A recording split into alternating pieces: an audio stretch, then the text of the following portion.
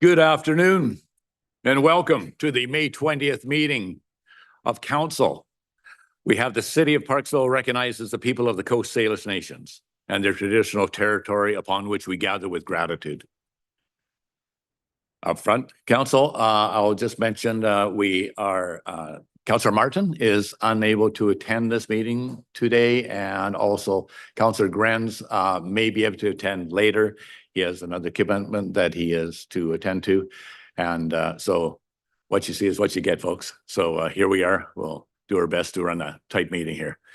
For the consent agenda, Council, we have the minutes of the council meeting held May 4th, 2026. Also the minutes of the special council meeting held May 6th, 2026. Also the approval of the council meeting agenda. Do I have a mover or a seconder for the recommendations? Moved by Councillor Gower, seconded by Councillor Wood.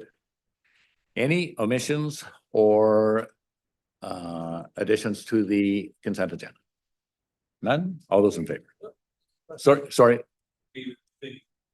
Mayor, are we removing item 1, I guess, point 1, the reconsideration?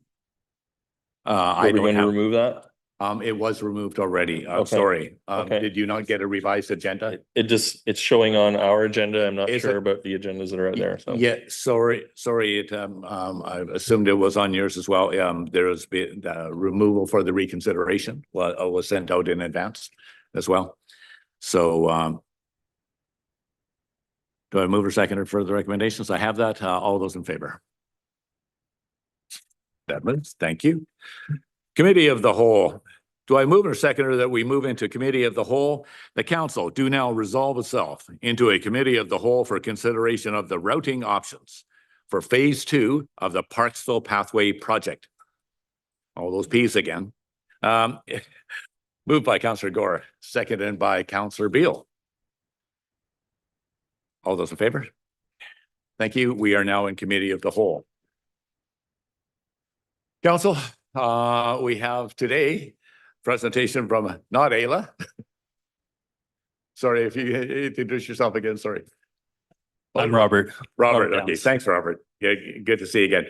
On behalf of the Manager of Engineering regarding the Parksville Pathway Project, to confirm the desired routing for Phase 2 of the pedestrian pathway project. Robert. Thank you. Go ahead, sir. Thank you. Good afternoon, Mayor and Council. This presentation is a summary of the routing options for the Parksville Pathway Phase 2, summary of the conceptual design memo by McElhaney. So as a brief history, is that better? Thank you. As a brief history for this project, it's been in the works since before 2012. The intent is to connect the community park to Rathtrevor for active transportation. Presently, Phase 1 is in the works, and the Regional District of Nanaimo also have a portion in the works east of the Englishman River Bridge. Phase 2 aims to connect from where Phase 1 is leaving off all the way to the Englishman River Bridge, which would effectively complete the loop. The 3 routing options that were ultimately reviewed are as shown above there. The north end of Shelley Road and the north end of Island Highway near the bridge are common to all 3 options, as shown in the yellow portions of the map above. Option 1 would follow Shelley south to Pioneer, then follow Pioneer to the highway. Option 2 would follow Shelley to Turner, then along Turner and Martindale to the highway. Option 3 would follow the unconstructed right-of-way along Tulip Avenue, then cross private property through an SRW, return to Martindale along an access road, and follow Martindale to the highway. Some considerations are common to all 3 options. For starters, we are not at detailed design yet, so although some assumptions were made for the purpose of cost estimating, many of the details are ultimately still in the air, and changes are absolutely expected through detailed design when we get there. We are expecting varying levels of archaeological and environmental considerations for each option, and all options will include some level of storm drainage infrastructure required. Option 1. So this is from Shelley south to Pioneer, then along Pioneer to the highway. Some assumptions that we made for this were that there would be a buffered asphalt pathway along Shelley Road, and then along Pioneer Crescent would be a concrete sidewalk that would ultimately tie into the sidewalk that is presently there behind Wendy's. Sharrows could be included along Pioneer to support cycling infrastructure as is recommended in our transportation master plan. Street lighting would be considered to fill in gaps. General advantages to option 1 include it is the shortest alignment. It is also the lowest cost at 1.3 million. It uses conventional construction methods, which places it at a low risk for construction. There's some potential project efficiency as well if combined with a planned water main upgrade on Pioneer. The primary disadvantages are that this would still ultimately be a roadside pathway with limited separation from vehicles. Option 2 would follow Shelley to Turner, then along Turner and Martindale to the highway. Some assumptions we made for this were that there would be buffered asphalt path along Shelley. The asphalt path would continue along Turner and on Martindale with more separation, potentially vegetated separation available as there is more space along those portions of the road. Street lighting upgrades would also potentially be included on this route. Oh yeah, there we go. The primary advantages of option 2 are, again, it is a low risk construction due to conventional construction methods. It offers increased separation from traffic in some sections as opposed to option 1. And there's some potential project efficiency if combined with a planned storm upgrade on Turner.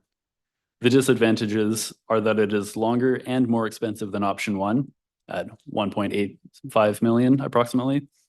It is also still a roadside path, albeit with more separation. Option 3, this is the option that follows Tulip Avenue right-of-way, then crosses private property through an SRW, returning to Martindale along an access road and following Martindale to the highway. Some assumptions we made for this included granular pathway along to the Tulip Avenue right-of-way rather than asphalt. This would include large accessible ramp systems to cross a steep escarpment. There would be elevated walkways and bridges required to cross floodplains and channels. An asphalt pathway would again be recommended along Martindale. Street lighting upgrades also may take place along Martindale.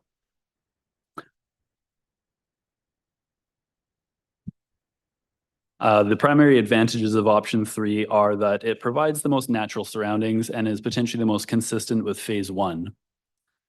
The disadvantages are the highest construction, permitting, and scheduling risks, significantly higher costs at 3 million, and additional investigations and approvals and specialized construction being required.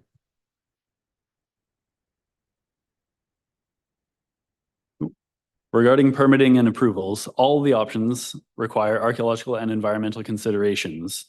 Option 3, however, would require more extensive archaeological and environmental considerations than the first 2 options. Further, it crosses sensitive habitat and would expect a longer timeline due to additional provincial and federal approvals.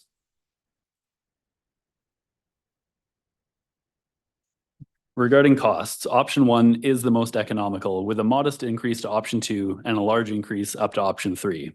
It should be noted that these costs are preliminary and most useful as an order of magnitude comparison between the options.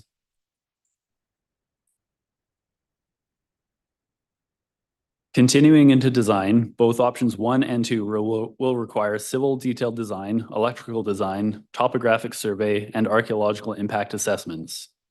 Option 3 will require each of those, as well as structural design, environmental studies, arborist assessment, geotechnical investigation and report, as well as hydrotechnical assessments.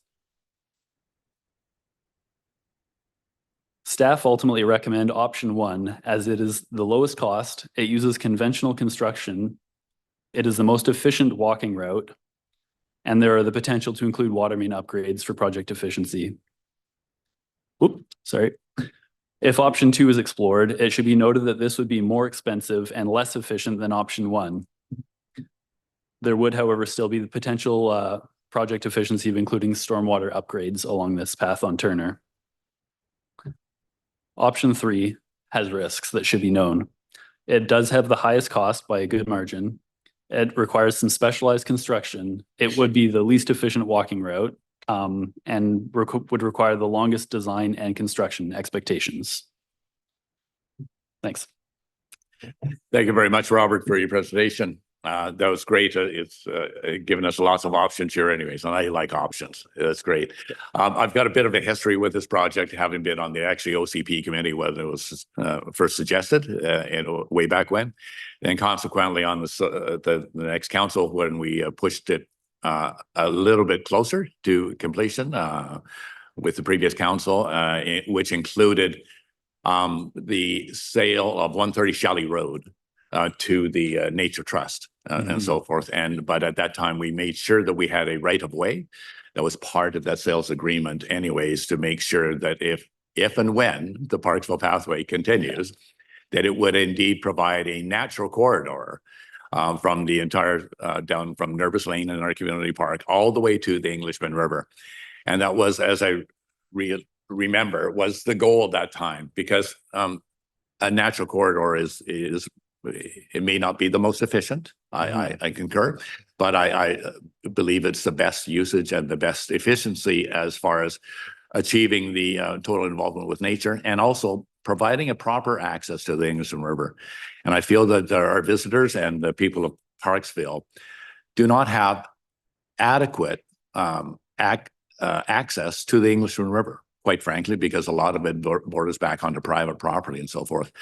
And this was going to give one more area for those that the fly fishers that like to go down there type of thing, instead of trotting down the banks in undeveloped areas. They cause more damage than not, rather than being directed down to a path directly down to the Englishman River. Then they can transverse the whole river to go fly fishing, or just the people just to enjoy the space down to the rivers. In many cities, they don't have the benefit of also having an ocean. The rivers are celebrated. They're celebrated in every which way as to community involvement. And I think that's really important. And I think the Englishman River deserves to be celebrated just a little bit more and enjoyed by all of our residents and visitors. And so that's why I'm basically, although I recognize the extra costs and so forth, I still feel that option 3 is, in my opinion, the best option to create the total experience for the Parksville pathway. But this leads to a bit of a question now, because I understand the extra costs and so forth, and this may go to staff. I recall that we sold 130 Shelley Road at a very reduced rate, anyways, to Nature Trust.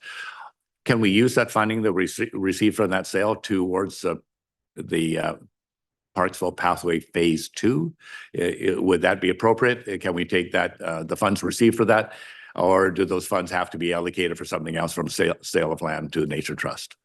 I'd have to defer that to finance. Okay, I'll look to CAO Kaler or our Director of Planning, Blaine. I'm Good trying to see it afternoon. overnight. Okay, Ailen's back there too. Go ahead. Whoever wants to take this, go ahead. I don't have the numbers right in front of me, but I believe we already reallocated it to other trail projects. And so, yes, it could have been allocated and has been already. So I'd have to get back to council on what balance, if any, is remaining there that could be used towards this. In the current year, we just have the 200,000 allocated to design in the financial plan. Nothing yet at all for the actual construction. Right. Oh, okay. Thank you for that, Jetta. That's good information anyways. I still hold my position for option 3. However, I'm going to let it open for council. And also at the same time, while you're here at the table here, I have to express my admiration for Parksville Pathway Phase 1 is nearing completion. I know it's getting closer and closer, but the work that's done already is just phenomenal. And I know Parksville in general can hardly wait for it to open up, even Phase 1. So I'm pleased that Phase 2 is being considered as well.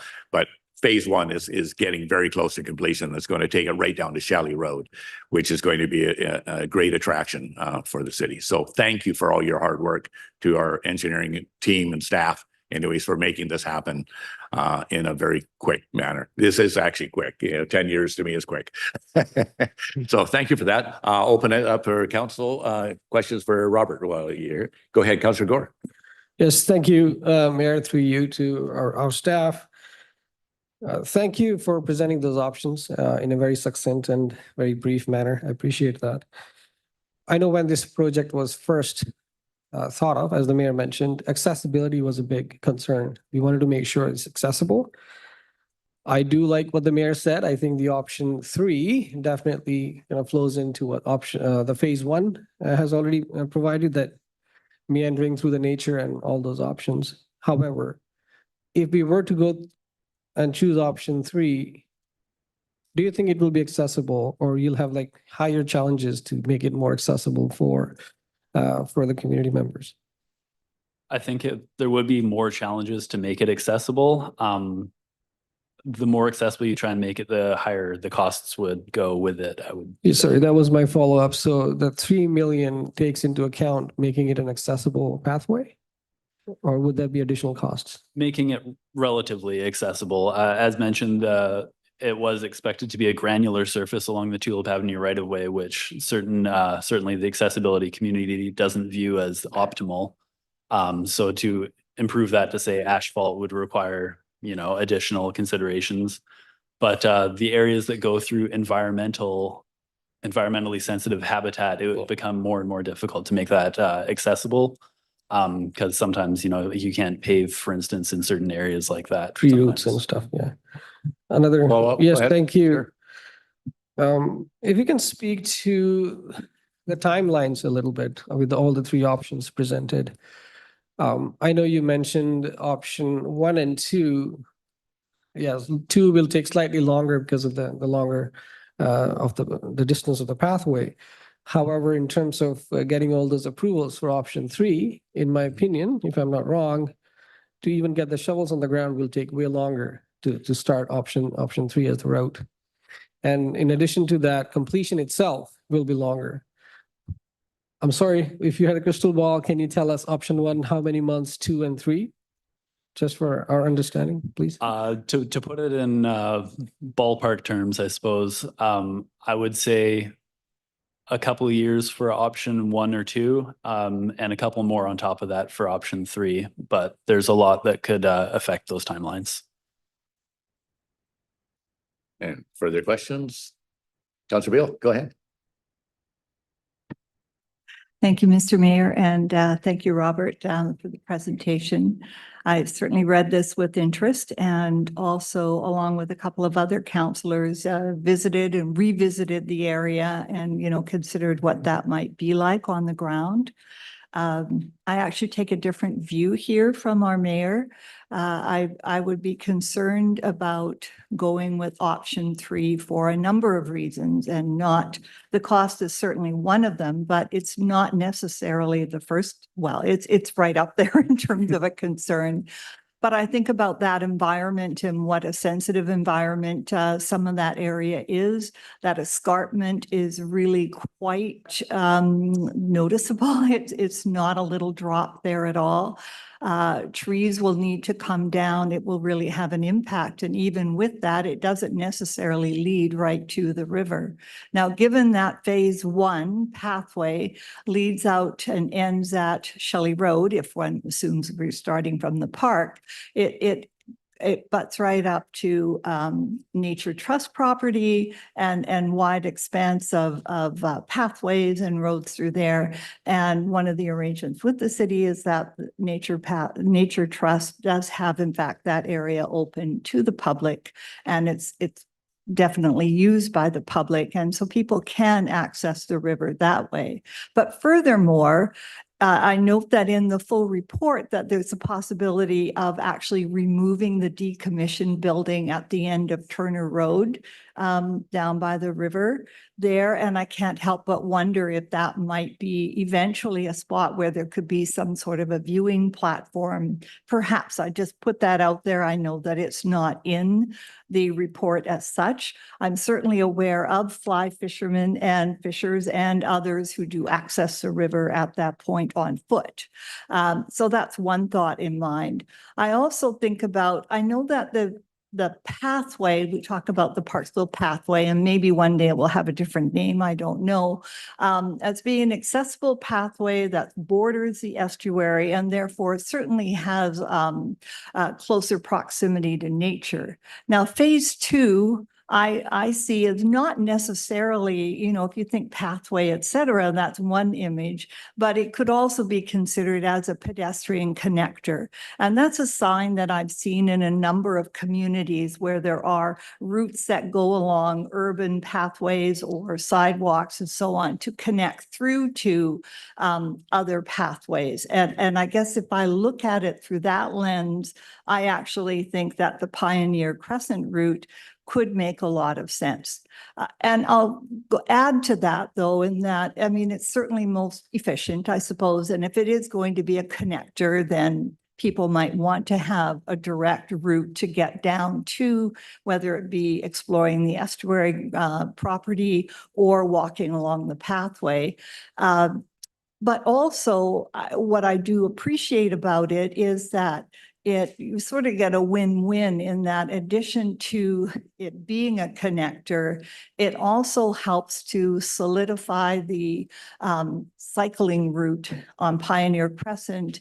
And with the addition of Sharrows, which some people criticize, but I understand that they're widely accepted as a positive navigational tool, so that it indicates that, yes, you're on the cycling route. And in fact, if at least one more Sharrow was just past Shelley Road, that would let cyclists know, no, you keep going this way and the pedestrian route is down the other way. Now, if we did go with option 1, there's nothing to stop people from walking down Turner Road and walking down, and hopefully if there would one day be a viewing platform down to the river, there's nothing to stop people walking along that road. It's a public road. People use it now. People run along that route. So for all those reasons, I would agree with the staff recommendation and go with Pioneer Crescent. I do have a few questions, though, if I may. One thing I noticed, between the bottom of Shelley to Tulip, and in fact, all the way up to Pioneer, if it went that way, or up to Turner, the recommendation is to have an asphalt path on the east side of Shelley Road. And I'm just curious why the east side and not the west side, which does have a section of sidewalk on it. So I was curious if you can tell me why that side and not the other. Sure, yeah. I think the idea with that is at the very north end of Shelley Road, there's less right of way beside the road available to create that sidewalk, and there's more obstacles like poles, etc. But that wouldn't preclude a design change whereby it becomes a more sensible idea to make the pathway on the west side down the road. Yes, I did wonder if it was the last 2 properties there, and with a bit of an embankment there, if that was a challenge. And one of the reasons I wondered, but I can see advantages to both, I mean, for sure. And the other side takes us up by the, well, that's another reason that I like both option 1 and 2, is that it also takes people up to the new playground in the area, thinking maybe people are going along with their kids. There's actually a spot where there's benches, picnic tables. You could have a little rest if you wanted to, and maybe the kids want to play and maybe carry on, or that you might go up and loop back into town if you're coming from town. But I did wonder if the walkway is on that side, that I am aware that many people do access the hall at Shelley Road Park. And so people often park along there, but you know, like I say, there's advantages to both. I was just curious about that. But I'll let someone else speak now and maybe come back. Thank you. I think, go ahead, Councillor Wood. Thanks, Mayor, through yourself. Question, when I'm thinking about upgrading option 1, what does the street level access, the pathways, sidewalks, what level they have to be raised to anyways, as that street is developed? My kind of question would be, you know, how much are we spending here versus what it would be brought up to, what kind of standards would be brought up to anyways if we weren't doing this? Let me just get back up to Yeah, it should be noted on Shelley Road, there are sections of sidewalk already on the Mhm. west side. And if that were the option chosen to make the pathway on the west Mhm. side, there could be some cost savings in that as opposed to an asphalt path on the other side. And yeah, you're right that there would be potentially some development that could fill in some of those gaps, but Mhm. you never know when development will or won't happen. So you could be waiting a long time for that. Thank you. And so if I may, Go- Mayor, go thank you. If we were to go ahead with, say, option one, when there is development on that street, but we have already done those upgrades, do those costs get passed on? Do we get paid back by the development that may or may not happen on that street, or they kind of get a pass on that? How does that work? May I have to defer that question? CEO Kaler, if you could address that, please. Yeah, thank you. So we don't get repaid for that. So if we upgrade the street, then when the development happens, they don't have to do that upgrade. But they might still have to do some other things that we wouldn't, like potentially hydrant placement or something like that. But typically they benefit. So when we upgraded Corfield, for example, or Macmillan, when new development comes in, the standard is already there for the sidewalk or curb and gutter. Sure, thank you. When I look at the costs of, on the provincial side or the federal side, these are small dollars, but I think this mayor and council have fought pretty hard to keep taxes low. And the difference between option one, we would add 5.5% property tax, aside from any grants that we may or may not get.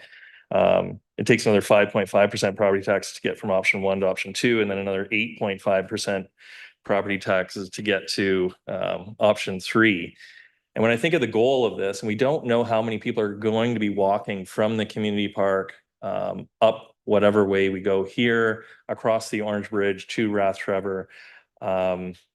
I think at this time, I would rather keep the costs low and go for the most efficient route, one that's already has some upgrades, and kind of be the wisest with the taxes for now. And in the future, if we bump into some grants, we can always, find our way through a more beautiful option three for sure. I walked it as well, and there are some serious grades there that would have to be filled in. It would be a nice walk once all the work is done. But I think I have to stick with option one myself just for costs for now. Thanks. Thank you. Since everybody's spoken. Councilor Carr, go ahead. Thank you. I think just to follow up on Councillor Wood's comments about potential cost recoveries for building the infrastructure side, the sidewalks and whatnot. Again, through mayor to staff, can something like a latecomers agreement be put in place if we are building those infrastructure to get some cost recoveries? And second, perhaps finance can chime in. Most of this project has been the costs have been already accounted for through our grants, right? There's not going to be any property tax implications for this project. CEO Kaler, if you comment, please. Thank you. Yes, I'll start, and then if we need Jetta to weigh in. So a latecomer agreement is actually for a developer, not for a local government. So we don't have that authority. So if a developer puts in all the services on a long road and they're at the end of the road, the latecomer agreement is for them to recoup the costs of extending the service past, say, 10 or 20 homes. And there's usually a 10-year limit on that recovery for them. So that's not an option for the city. We've funded this project so far through a combination of different things, DCCs, grants, and reserves, I believe, Jetta, is that correct? I can't see her nodding, but hopefully she is. So this would be new taxation. As was mentioned, we've only put the 200,000 for the design in the budget as of yet. So we would be looking for probably similar combination of ways to fund the second phase over a number of years. Thank you, CEO. I think I was just gonna wrap it up. I'm reading the room right now. Oh, okay, go ahead, Councillor Beal. Thank you. Thank you, Mr. Mayor. Another question I had, Robert, something very near and dear to me is trying to always keep as much groundwater in the ground as possible. And I'm wondering if you can speak to any plans for what, because I noticed that some of them would be filling in ditches, that sort of stuff. Would there be, I'm hoping that there are plans so that any water runoff would be have in-ground infiltration, but can you speak to what the plans would be for water on any of these routes? Well, I guess mostly the ones that would go along the road, yes. At this time, that hasn't been discussed at length as we haven't really reached detailed design. But as we get there, I would expect there could be potentially more cost implications to more complicated stormwater designs, but it's certainly something we can entertain. Go ahead. Thank you. Another question I had does pertain again to Route 1 or Option 1, I should say, Option 1. And along Pioneer Crescent, understanding that there is a section without sidewalk right now. But I'm also wondering if there would be a plan for street trees to be, there's mention of lighting and sidewalk, but I don't see anything else. And again, you know, particularly depending on the types of trees that are put in place, it can certainly do a lot to soften and enhance the built environment, particularly if the trees are on the south side, which is where they are right now, adjacent to Wendy's and Popeyes and so on. If they are, you know, deciduous shade type trees, they offer so much comfort during the summer months and, you know, shade and cooling of the street, but still allow light to come through in the winter. So I don't see any mention of trees, but do you know if that would be a given or if, again, that is something that would come later on with further detailed design? Thank you, Mary. Yes, I believe that would be, again, something that comes later on with the design. We have not discussed trees yet.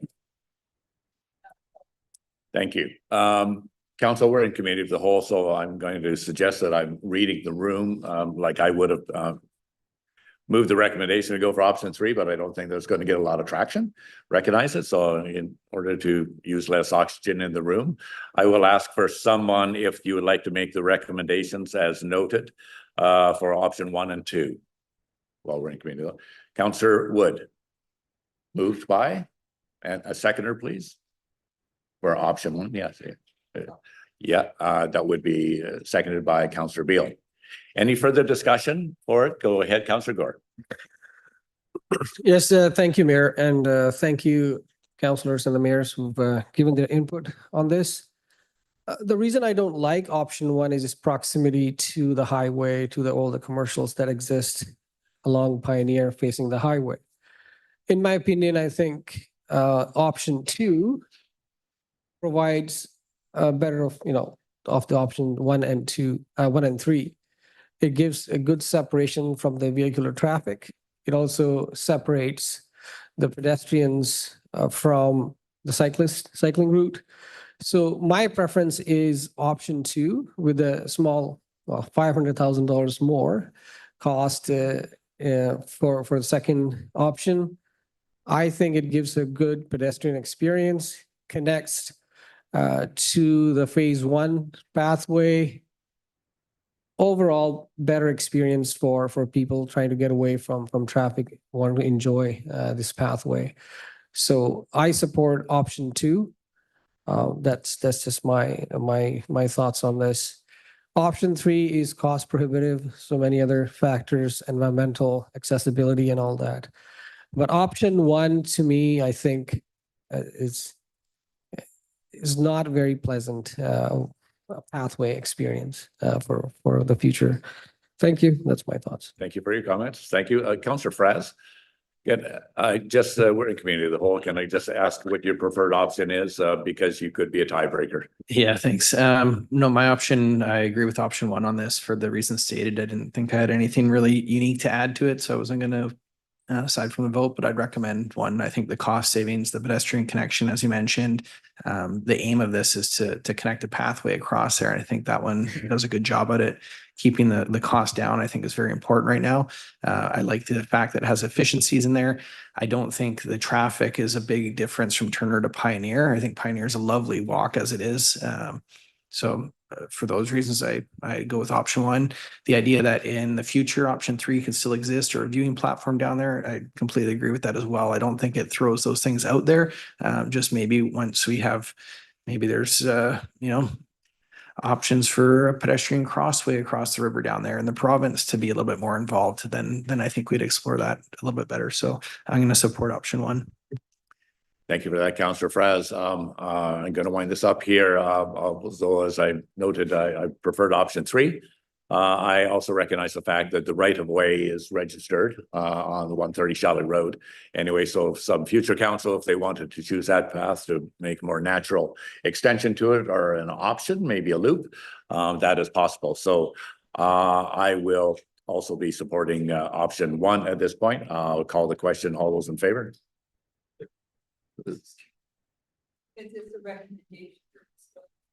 We're still in a committee of the whole. Yeah, just the recommendations of 1 and 2, and we'll move it into a regular meeting following this, whatever the option is. Yes. Comment, Councillor Wood. Thank you, Mayor. There's a motion on the floor. With the motion that I've moved for option one, that doesn't discredit options 2 or 3 as being quieter and nicer routes. Probably it's more the cost. Even if we go option 2, to my math, it's kind of 2.5% property tax increase to pay for option 2, unless there were other funding options for option 2, which we could find in the future to do even option 3. And so it's just at this time, I think it's probably, the best route to take, and the other ones are open, to your point. Should we find other funding, maybe through active transportation fund, provincially or federally or something in the future. So thank you. Yeah, thank you, Councillor Wood. And I agree 100% that, that before this is going to go to tender, there's a long road to hoe anyways in between now and then, where staff are always encouraged to, if they know a project is coming up, they'll applying grants applicable for that. So that very well taken. Sure, go ahead, Councillor Beal. Thank you, Mr. Mayor. And I'm just chuckling, thinking, and if we have a little signage that does say pedestrian connection, who knows, at one point coming off the Orange Bridge, that might be at Martindale and pedestrian connection this way and pedestrian connection straight ahead, right? So, and I would imagine that over time, Martindale Road may well see some changes, and some minor development, and all of that will contribute to the face of that area. Thank you. All those in favor? Thank you. That carries unanimous. Thank you, everyone. Thanks, Robert. Thank you. Yeah. To now move out of committee of the whole, I need a mover and seconder for the recommendation that the committee of the whole be adjourned and the regular council meeting be reconvened. Moved by Councillor Wood, seconded by Councillor Beal. Any discussion? All those in favor? Thank you, Council. We are now back into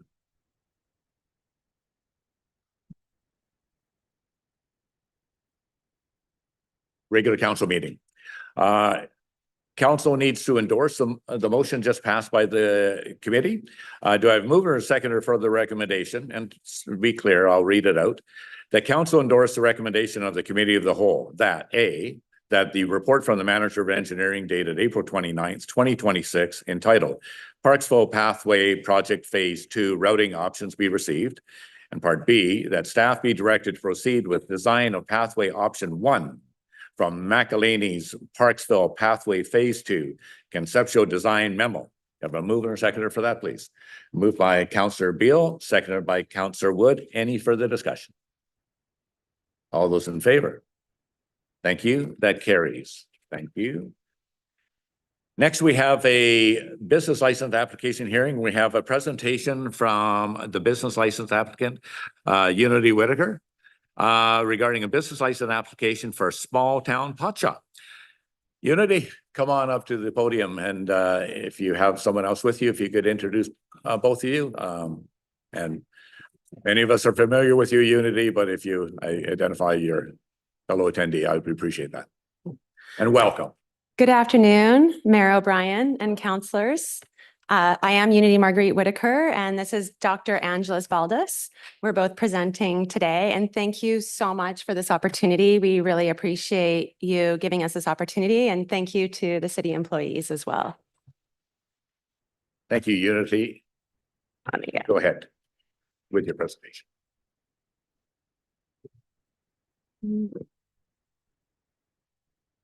So today we have an ask. The ask is that council direct administration to work with the applicant to develop a bylaw amending business license bylaw 1550 to allow for the issuance of a business license to the small town pot shop for the purposes of relocating the business to 166 Island Highway East, and that council table consideration of the application for a business license from small town pot shop until business license 1550 has been amended, and that council expedite small town pot shop's application to relocate to the province and send provincial referral 3.41 without delay. Who are we? Small Town Pot Shop is a provincially regulated cannabis retail store selling federally regulated products in Parksville downtown. Established in 2019 on Middleton Avenue, Small Town Pot Shop, formerly Oceanside Seaweed, has evolved into a recognizable and respected member of the Parksville community. Under Unity Marguerite Whitaker's stewardship since 2022, we rebranded in 2025 to reflect our true identity. We are a small town pot shop. Today, we want to remind Mayor O'Brien and members of the council that cannabis is far more than smoking, vaping, and dabbing. We sell a variety of products, including bath bombs, skincare, capsules, gummies, chocolates, beverages, seeds, and clones. Today, Dr. Angeles Valdez and I are presenting our appeal to you. I am Unity Marguerite Whitaker, owner and operator of Small Town Pot Shop. I'd like to share these specific aspects of my education and knowledge related to cannabis. I have my Marketing Under the Cannabis Act certification from Kwantlen Polytechnic University, and I also studied the Federal Cannabis Act as a scholarship recipient with Leaf Forward in partnership with Denton's in downtown Toronto in 2018. This demonstrates that I understand the federal regulations as well as the provincial regulations. And now I understand the municipal regulations. In 7 years of operating, we have had 0 complaints from the city, 0 complaints from the province, 0 complaints from the RCMP, and 0 complaints from the daycare operators. Why we are expanding. Our business is growing and we want to move to a larger and more visible location to reflect this growth so we can better serve our community. Our relocation strengthens Parksville's downtown by aligning with the Imagine Parksville Revitalization Initiative, improving visibility, natural eyes on the street surveillance, and maintaining 24/7 monitored security at a prominent corner location. Our move also supports commercial cohesion by keeping Small Town Pot Shop within 60 meters of our 7-year established site, ensuring continuity for customers and the surrounding business community. Local employment. We hire local. All of our employees are within walking distance to our business. We applied to move 60 meters within our own commercial corridor with the same neighbors and landlord. The city said no because of bylaw 1550. This bylaw prevents regulated cannabis stores from starting operations within 200 meters of sensitive uses such as childcare centers, senior care homes, drug rehabilitation centers, and schools. This same bylaw does not prevent these same sensitive uses opening 40 meters from us. The situation. When Small Town Pot Shop opened in 2019, we fully complied with bylaw 1550 and the 200-meter buffer zone requirements. No sensitive uses were located within our required buffer zone. 3 sensitive uses were permitted to open within our 200-meter buffer zone without our knowledge or notice during their application period. Today, in 2026, overlapping 200-meter buffers from these new businesses now cover our entire original 200-meter buffer established in 2019. Therefore, our ability to relocate within our own 200-meter buffer zone And essentially, the Parksville downtown catchment area has been eliminated by the city of Parksville. No other type of business in this municipality has this 200-meter buffer zone to sensitive uses. Here's a comparison table. This is what can move in. The city of Parksville, council and mayor only have the authority to say no to us, a regulated cannabis store at 166 Island Highway East. Any other permitted commercial use such as nicotine vape shops, liquor primary, convenience stores, fast food, or even a pool hall could move in without the same ability for refusal. Tobacco and alcohol are linked to tens of thousands of deaths in Canada each year and place major strain on the healthcare system. So far, cannabis has 0 direct toxicity deaths and the lowest healthcare burden of the 3. The plan. Cannabis retail is already heavily regulated by both the federal and provincial governments with a primary focus on protecting children and youth. Our store design, security systems, and floor plan are all legally mandated and subject to provincial and municipal government approval. Our exterior is going to be in alignment with the Parksville downtown. Imagine Parksville.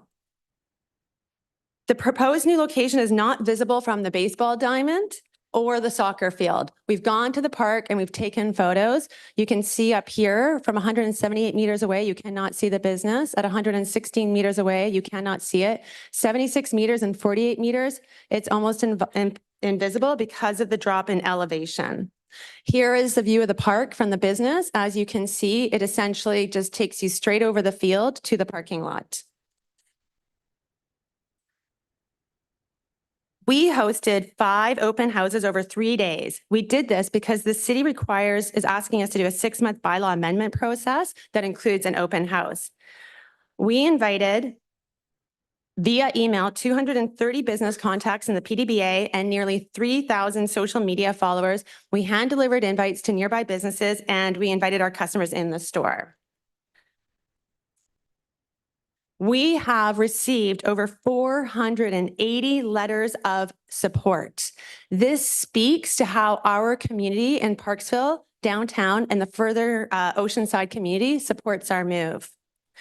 At our open house, we heard feedback to have no smoking signs. So we've updated our current no smoking sign to include the provincial and municipal regulations, policies, and bylaws. And we have put these up on our windows already. Our appeal. It's 13 pages long, so what I'm going to do is I'm going to focus on the critical 3 to save us time. The Provincial Legislative Framework, Local Government Act, Section 528, protects legal non-conforming use, ensuring that established lawful businesses can continue operating even when surrounding land use rules change. Small Town Pot Shop has operated in full compliance for 7 years, and our proposed 60-meter relocation is simply a continuation of that same lawful existing use within the same downtown area.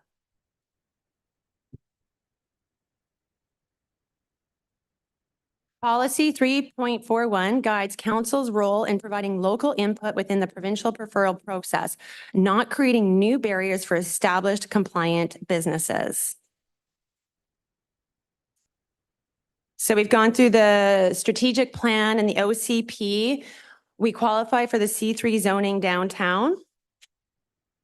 And then the final point we'd really like to focus on is Section 4 of Bylaw 1550. This municipal bylaw creates a formal transfer mechanism that allows compliant businesses to relocate within the city while staying within the same regulatory framework. It does this by waiving new license fees and treating a move as a continuation of an existing approved business, not a new application. Our 60-meter relocation within the C3 zone fits exactly within this intent as ownership, operations, and compliance all remain unchanged with no new land use impact. Section 4 is designed to support relocation for established operators, and treating this as a new application would ignore that process and the continuity of the bylaw is meant to protect. That is the end of our presentation. We have given you binders with further details, a lot of details. You can go through the different elements of our appeal individually. There's also more information on us as a business, also more information on my experience in cannabis. I've done far more than studying the Federal Cannabis Act. I've been active in this industry for 9 years. My focus has always been compliance, education. I target a different demographic than most other cannabis stores. Number one, I target seniors and essentially adults over 40, and we bring this from a female point of view. We are a female-founded, female-funded, and female-led business, which is not only rare in business, period, it is extremely rare in cannabis. And it's vital that our point of view is able to reach a community because it truly, truly supports members of the community that are generally ignored by the cannabis industry and cannabis retailers. Thank you so much for your time today. We really appreciate this opportunity and we welcome any questions that you have. Thank you so much. Thanks very much, Unity. I believe most council members are aware of your business anyways. You and your business in Parksville have an extremely great reputation.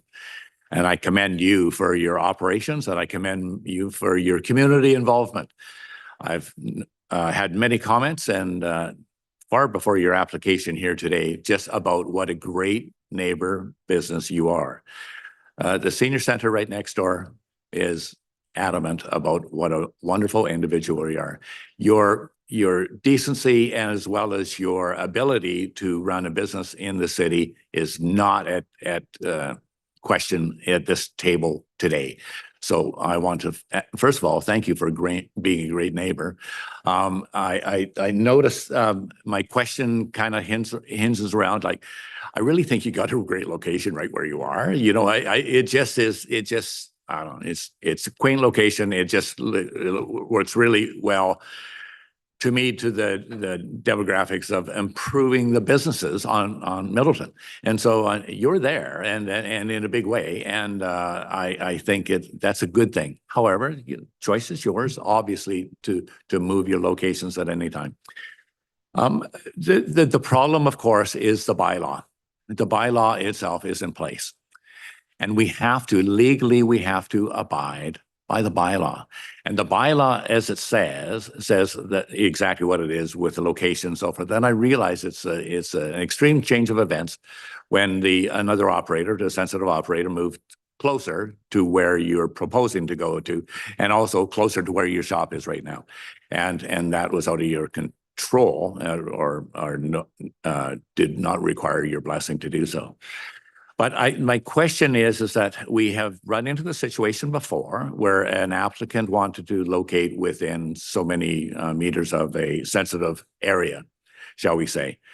And we couldn't give them their business license until they requested an exemption of the bylaw. And that possibility is available to you as well to get an exemption of the bylaw. It's $500, I understand. And I guess that is the way it goes. Otherwise, we can't break our own bylaw. And that's so I'm just wondering why and I can also advise that the other applicant that applied for it and they paid the $500, they received approval for the exemption. And they can locate in that with that approval against the bylaw in place. And so we required that operator to do exactly that. And I recognize that yours is slightly different circumstances, but at the same time, it speaks to the bylaw itself. And so I'm just wondering why you wouldn't apply just for an exemption. You bring up a very valuable point. So we've now put up our comparative appeal outcomes.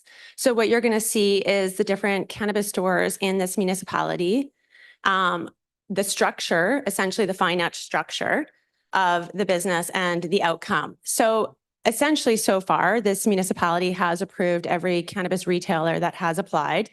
And when we're talking about what Flight Cannabis went through in 2023 at Alberni Highway, where the Quality Foods is, We have to remember that they were a brand new operator to this municipality. They had never operated here before. They're also part of Cascadia Liquor. So Cascadia Liquor has 12 locations. And the retail location they were looking at was $6,000 a month to lease it. And they did an open house. They had 5 people attend it, and they had 2 letters of support and 2 notes of support. They didn't just pay $500. They had to pay $1,000 for a new business license. Then they have to pay an additional $750 because they're cannabis. Then the $500 for the bylaw amendment. So what the city asked them to pay was $2,250. That's the same thing that the city is asking us to pay to relocate 60 meters. And that's why we're also looking at bylaw 1550 section 4, because in that bylaw, it's treating currently operating businesses as transferring or relocating, and no new business license fee has to be purchased. So as a small operator that's not funded by a big corporate liquor store owned business, putting us through that 6-month bylaw amendment is essentially denial by delay. You will recognize that even though Flight Cannabis was approved after 6 months, they never opened. It's Right. 3 years later, that retail space is still empty. Does the city want a prime retail space empty for the summer? Or do you want it to remain empty for a few years? What's more important, having a known operator visible, someone who's contributed to this community on that corner, or having an unknown, unregulated business, or a cannabis business that has massive capital, it's not owner operated, not necessarily hiring local, and not necessarily reinvesting back into the community? Thank you. I have a question for staff regarding I had the figures of $500 is what it would cost. Would it also cost another business license application, or would that be just transferable to the no location as long as the exemption to bylaw was made? What is there extra additional costs? Mr. Russell, if you would. Thank If I you. may, Mayor, while they're looking up the dollar amounts, there's actually 3 fees involved. So one would be if to amend the business license, there's a bylaw amendment fee that you mentioned. There's also the business licensing fee, and there's a fee for cannabis to administer the city portion of the liquor and cannabis branch process. Because there's a report that goes to council for that. So there's basically 3 applications ultimately that have fees associated with, and someone might have the numbers. Yeah, I'm hoping CAO Gaylor's working with. The numbers are on the screen. So when Kaya Connection relocated in 2021 to the other side of their wall in the same building, they had to pay $1,750 and go through this process. Yeah, so if I may, through the mayor, so some of the fees will be the same for all businesses. So there's business license fees that are based on category of fee. What is different in this situation is the bylaw amendment fee. So in order to issue a business license, the business has to be compliant with the bylaws, zoning bylaws, business license bylaws, building bylaws. In this particular situation, there's an additional $500 amendment fee that would be required to bring the proposal into compliance with the business license bylaw. All the other fees are the same regardless of what, like all businesses have to pay the category of license fee for a new license. Okay, so as I understand it, then the other fees would be regardless of even if this was overlooked, this bylaw was overlooked, the other fees for the business transfer and relocation would still have to be paid regardless. Yes, and if they Yeah. if they weren't compliant with the business license bylaw, they would have had to pay the additional $500 Yeah, to yeah. amend So, on a site specific basis. so understanding that you would be paying that regardless, just by moving.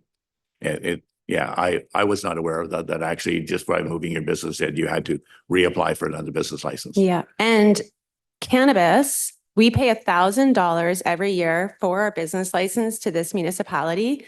Other regulated businesses like nicotine vape and liquor primary only pay $150. Yeah, if I may, that's. Yes, CEO Gaylor, go Thank ahead, you. please. Yeah, so the business license bylaw does have different fees, and some like banks actually pay, I think, $2,000. We'll check that, but yes, there is different fees for different businesses. And when the city a few years maybe 2018, I think it was looking at legalizing cannabis. There was a few different options that were presented to the city at the time, including the fee, including allowing them outright in zoning as opposed to requiring zoning amendments. Quite a few cities required a zoning amendment prior to locating, and the council of the day decided to allow it outright in retail. But they did make a decision on the license fee, and I believe those were recommended by the provincial government at that time in a range. And it was, I think, in part based on perceptions around a new legal thing that was coming into play. I think at that time, with a lot of information, there was a survey done, and the council of the day, I think, was trying to take a somewhat moderate approach by allowing it outright and not requiring rezonings. But still requiring certain things that were recommended by the liquor branch, like around signage and visibility and odor control plans and things like that. So there's certainly more requirements for a cannabis operation than there would be for like a clothing store. And that's where that came from with, I think, I can't remember exactly how many people participated, but we asked all of those questions in the survey. And I would say the residents were kind of recommending a middle ground at that time. Right, CEO, could you also confirm when those regulations for City of Parksville were put in place? What year was that? I believe it was 2018. It might have been 2019, around there. 2018. Adopted in January of 2019, but started in 2018. So I was right on both fronts. So it's yeah, 8 or 9 years ago. This is when it came to pass. Yes. The fees and the requirements. So there was a separate section that basically allowed cannabis outright in the city without a zoning amendment, and included like terms and conditions for all cannabis retailers to follow. And then they have provincial requirements as well that has been mentioned.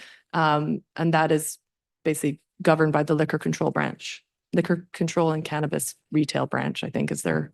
Right. And so I am more concerned about the differentiation in between, say, a $1,000 annual business license fee as compared to a $100 fee for a vape shop or any other location.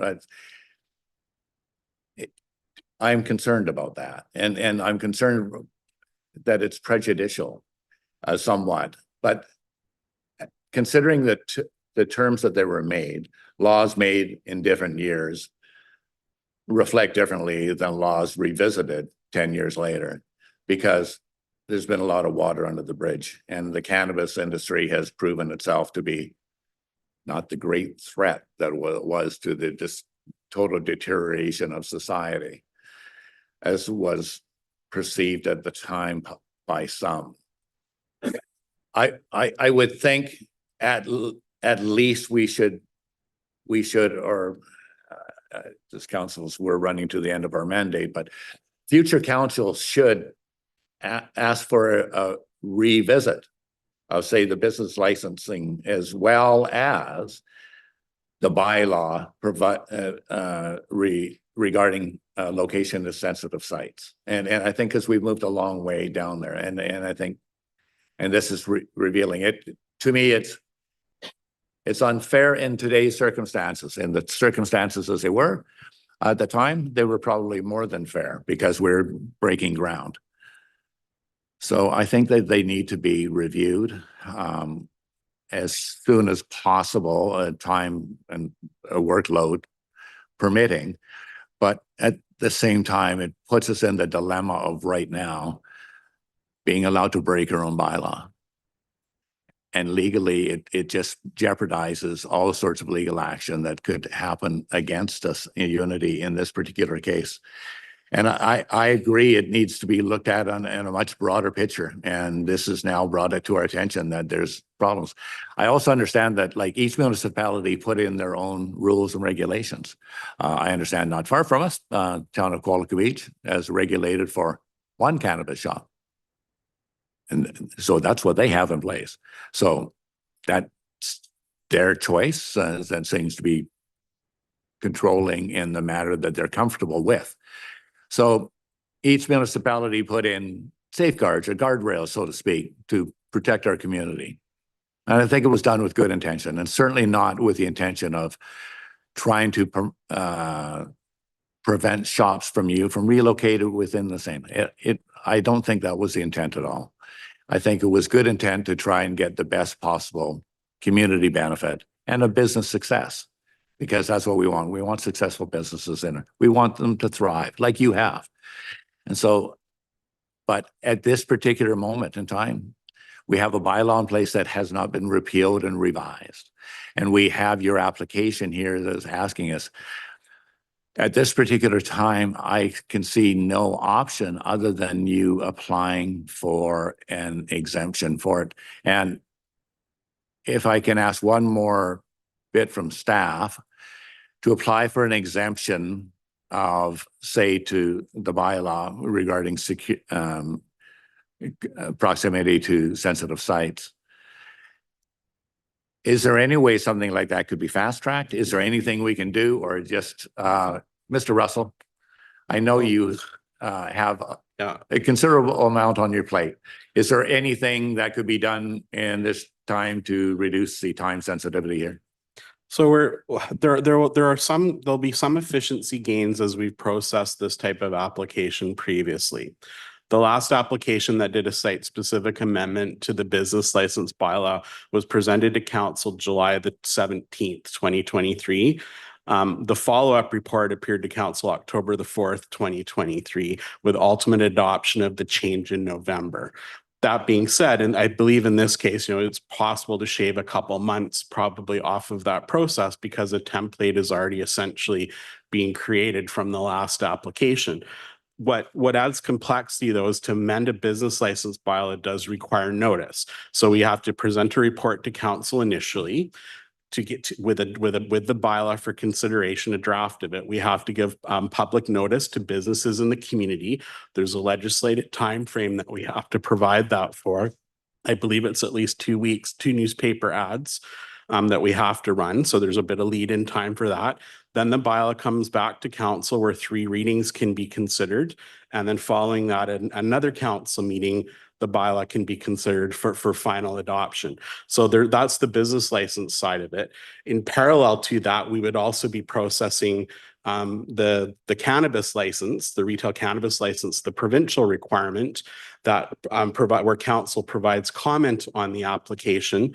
And then so that typically if there wasn't the business license aspect involved, the applicant would put a notice sign on their property, would collect comments, and we would present a report to council to consider that application.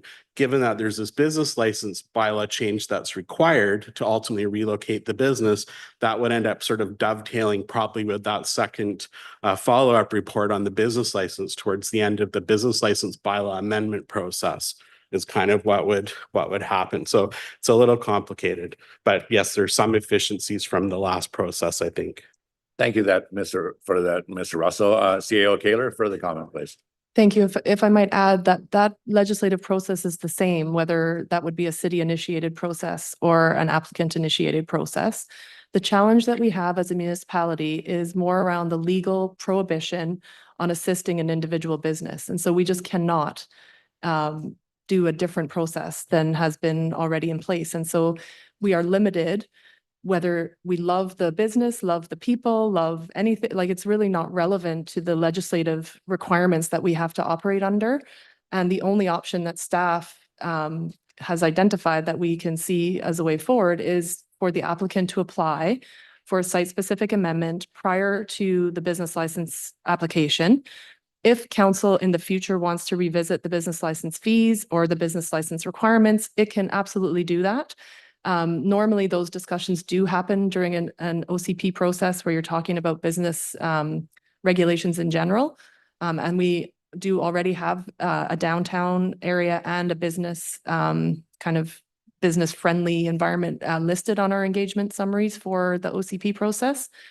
We are put in a bit of a bind when we have established bylaws that we have 1,500 business licenses and all of them have had to follow the rules of the licenses and the rules of the zoning bylaw and the building bylaw.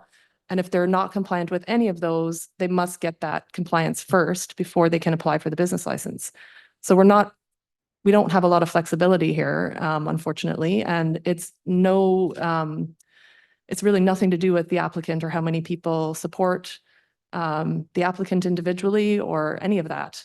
Those things would be, I think, of value to council, though, if you're considering a variance, because those speak to an absolute discretionary process that you would be entertaining. But it's not something that is relevant to the prohibition on assisting business. Thank you. We're getting quite legal here. So my comment at this point to recognizing your large support as well, 481 responses. It's nothing to sneeze at, that's for sure. But recognizing that even with denial here, we're not putting you out of business. We're preventing you from relocating to another location, but we're not reversing your business license you currently have at your shop on Middleton. And we're not doing that because you have a very steady clientele. And so what we would be doing would be eliminating a quick move or another move to literally across the street, half a block away. I cannot see any other way around this to stick within the legal confines of our bylaw itself. You can continue to operate, and if you choose to go for the exemption, Mr. Russell has explained what that would cost and in time as well. But at the same time, you've got a good business going right now, but you think you could do a better business at the location on the highway or on, I guess it's McCarter. Yeah, right there. So I'm going to open the floor to council members. Councillor Beal, you had your hand up first. Go ahead.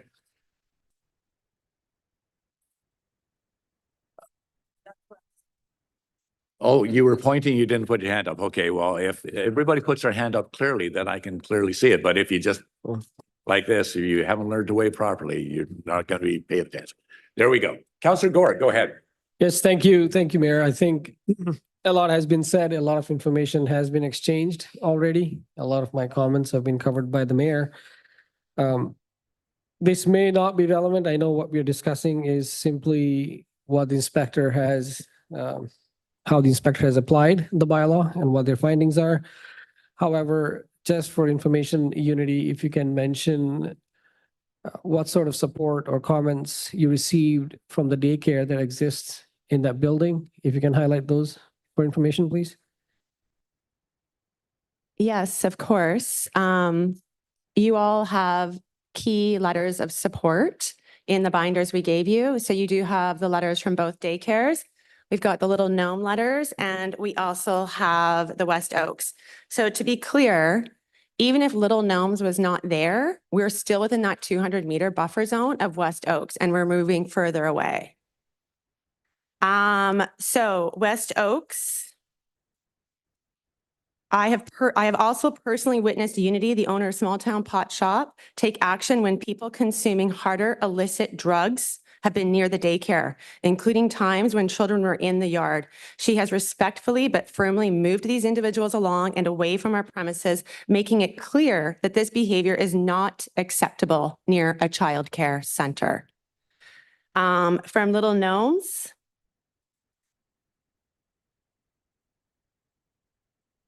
throughout our time as neighbors, Small Town Pot Shop has consistently demonstrated a high level of professionalism, responsibility, and respect for our shared community. They have been proactive and reliable in maintaining a clean and safe environment in the surrounding area. Notably, neither their staff nor their customers engage in cannabis consumption in proximity to our facility, and we have not observed any behavior that would expose children to cannabis use, secondhand smoke, or inappropriate activity. Do you want me to read more? Thank you, Unity. That gets the point. There's also a letter which I'd like to bring attention to, is from Mary Odette Pascas, and she owns Vintage Soul across the street.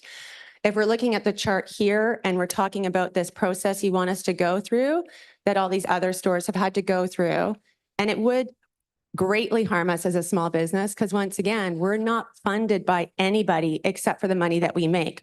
All the other businesses going through this process were funded by others. Yep. Mary wrote a letter of objection in 2019 when Oceanside Seaweed opened up. And in that letter, she said they did not want a cannabis store at 154 Middleton because of drug use and drug dealers and nefarious activities in that area. By opening up there, we have demonstrated that we have cleaned up the neighborhood. We have made it safer, and several other businesses have moved in since us. When the other businesses have gone through this appeal process or this process, I want you to look at the column of letters of opposition. So putting a small business through this months of process to amend this bylaw, the BC Government Retail Store had 0 letters of opposition. Kaya Connection had 1. We had the greatest. We had 17. Flight Cannabis had 1 letter, and we currently have 1 letter of opposition. Unity. Thank you, but that's a different This is process not a here. question that you have support from the community. No. But I don't know if I have support from our lawyers. And that's the bottom line. I respect that we have to be concerned about possible lawsuits. So I respect that. Yes, Yeah. yes, we do. Councilor Gore, follow up. Yes, thank you, Mayor. Like what the mayor said, we don't question the support. We all have received numerous emails, almost 2 or 3 a day. So I want to thank you for your community engagement through this process. Beyond that, your volunteerism in the community through the PDBA and your advocacy for local businesses, your entrepreneurship, with the employing the locals and everything. You're absolutely right. When 2018, when we were deliberating the bylaw, as the CEO mentioned, those were unknown times about a product that a lot of people were uncertain, anxious about being legalized in Canada. We are looking into few municipalities have actually revised their bylaw. I think Councillor Beal and I looked at a bylaw from Sydney, which does not give any prohibitions to the 200-meter radius or even 100 meters. They just want to make sure within the 100 meters you consider implications on the affected or vulnerable sites. It's definitely time for the future councils, as the mayor mentioned, to revise that, make it up to speed with the changing times. It's proven and tested. The product is well regulated, well controlled, and not much larger harm to the community in general. Does not affect me. I'm not a user in any way, but I want to thank you. I think we as council need to also enforce and implement our own bylaws that we make here. Sets a precedent, also being fair and consistent with what we do.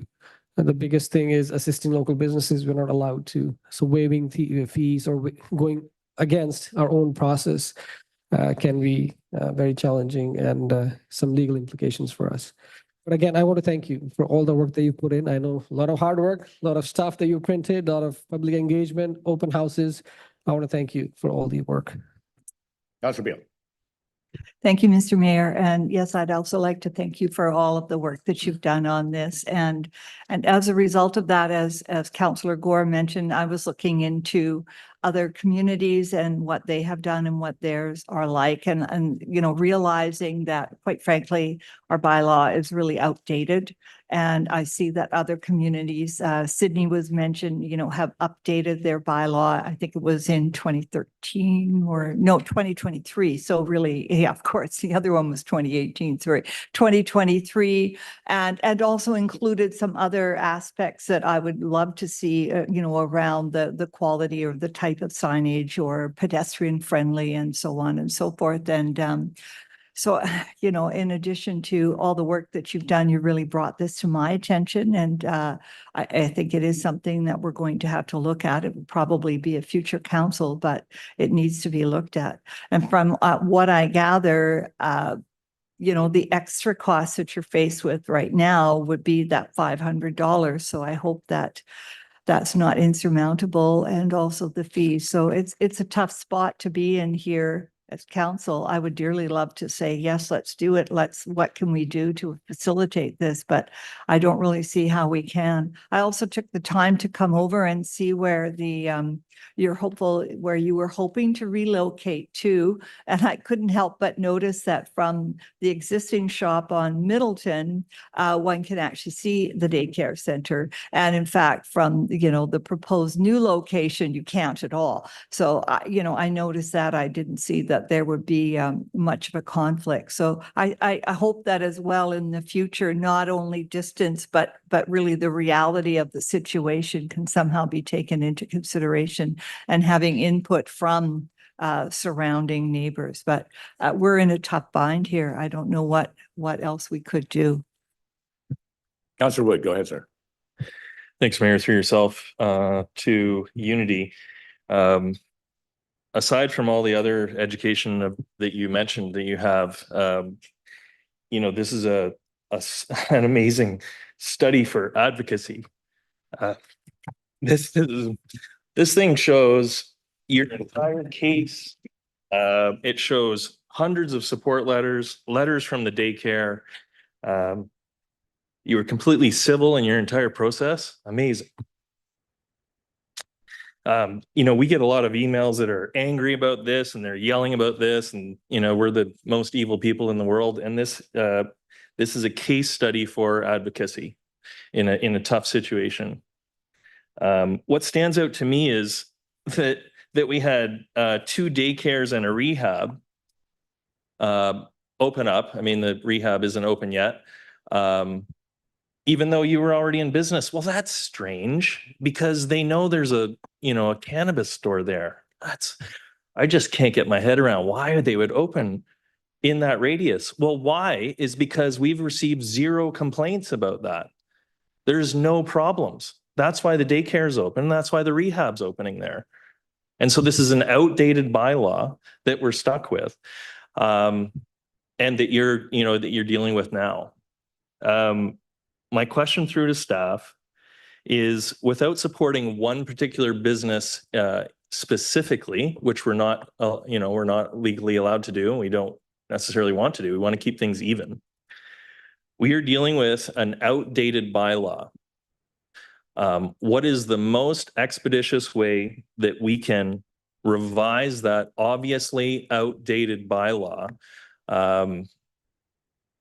and help a very popular local business? And businesses is the way we pay for everything in this city, in the province, in this country. So question through the staff: what's the most expeditious means we could revise the bylaw and alleviate legal problems? And I guess my second question is, what are the legal risks with any of this? Who is going to sue us, and what would that look like?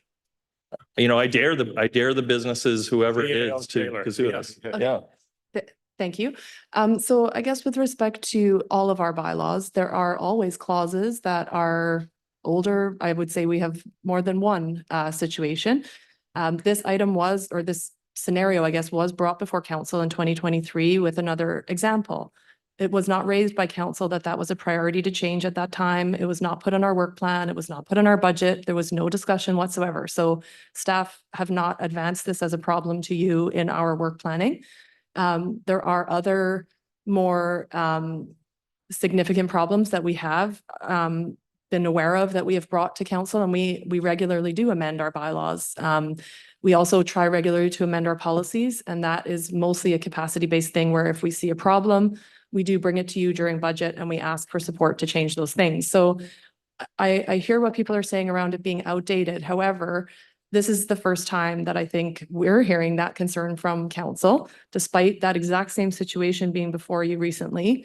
We are also facing, I think, a range of regulations for this particular thing in the very mid-island. So again, as I mentioned, some cities don't allow this type of retail store anywhere without a zoning amendment, which is a much more significant process. Again, having been here when we went through this process with the previous council a few councils ago, some of you might have been on council then, this was considered a moderate approach. there are a lot of businesses in Parksville that would probably not like to see the regulations for business. Many businesses have to pay to amend the zoning bylaw before they can operate. They have to get development permits before they operate. That is our business. We regulate things. So I think there's the personal support for an individual business or an individual owner. And that's great to see in the community, but that's not how we write bylaws. And that is not envisioned in the prohibitions that we are looking at. They don't say in the act that we can support some businesses where they're good businesses and they're good people and they support the community and they give back and they, help everybody. That's not the case. So council is bound by the regulations you have on your books, by the delegated authority we are granted from the province and in some cases from other jurisdictions. And we as staff cannot breach our own bylaws. And honestly, if council wants to allow one thing go without the proper process, you may as well just get all the bylaws gone. I mean, everybody thinks a bylaw is a barrier. You ask a person who wants to build a house, yep, it's a barrier. You got to pay for a building permit. You sometimes have to get a variance because you don't meet the setback. You sometimes have to get a DP because you're near a river. That is our business. And like it or not, that's the way that the system works. And so when it comes to an individual application, we cannot tell council to break the law. We will not tell council to break the law. We already do have at least one letter of opposition where I believe that person would have a very easy case. They would not need to sue us. They would just need to alert the inspector that we have done something wrong, and we would be told we can't do that. It's an absolute prohibition. It's not necessarily a lawsuit. I cannot tell you to go ahead and do that. So there are opportunities always during budget to prioritize where you want staff to spend their time. The council has made very difficult decisions around things at your budget table. You've approved some of our spending packages. You've brought your own spending packages forward. We have a limited number of people sitting around the table that can do the work. And we have 3.5 FTEs more work than we can get through in a year. So yeah, I think that a very good opportunity, as we mentioned, we have a long list. Every time something comes up around this table that has a community implication, we've been adding it to the list for discussion at those OCP forums. We always have quite a few workshops on business support, on regulatory environments for businesses, for downtown vibrancy and those kinds of things. So there is an imminent opportunity coming up and a list of implementation projects, as those of you who've been through OCPs know. We do a short, medium, long-term list of implementation recommendations, and then council prioritizes from there. So, this is really comes down to what the legislative limits are. It has nothing to do, there's no, it was not refused because they don't like the person or they don't think the person's doing a good job. It's pretty clear in the staff report why the license was refused, and council is being asked to consider if that was a reasonable decision by your delegated inspector, and that's it. That's all you can actually be considering in this legislative process. At a future time, you can direct staff to prioritize bylaw amendments. You can direct staff to have public engagement like you have done on a number of different things. You really have all of that power to do that at a different time. I think where council needs to be cautious is on the idea of correctness and applying the correct legal framework to a situation that we're in. And then you do have opportunities from then on. Thank you. And just for further comment, we have our comprehensive public engagement project with the OCP coming up, which could definitely look for changes and improve regulations could be discussed in that forum at the OCP, which could update us into. And that's on the work plan to get that done. So which is great. Councillor Price, go ahead, sir. Thank you. Just a quick question through the mayor to staff. Why is it they don't qualify as a continuation of the business license?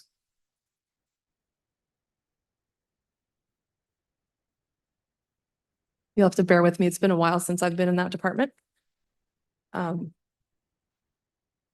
think even if they were continuing though, it's not legal in its current location. So it's grandfathered at this point. I'll just get Amanda to double check. But normally what happens, again, many people are in this situation where they're grandfathered, that they are legal at the time of their establishment or the time of construction. And then if laws change after that fact, everything is fine as long as they don't make changes.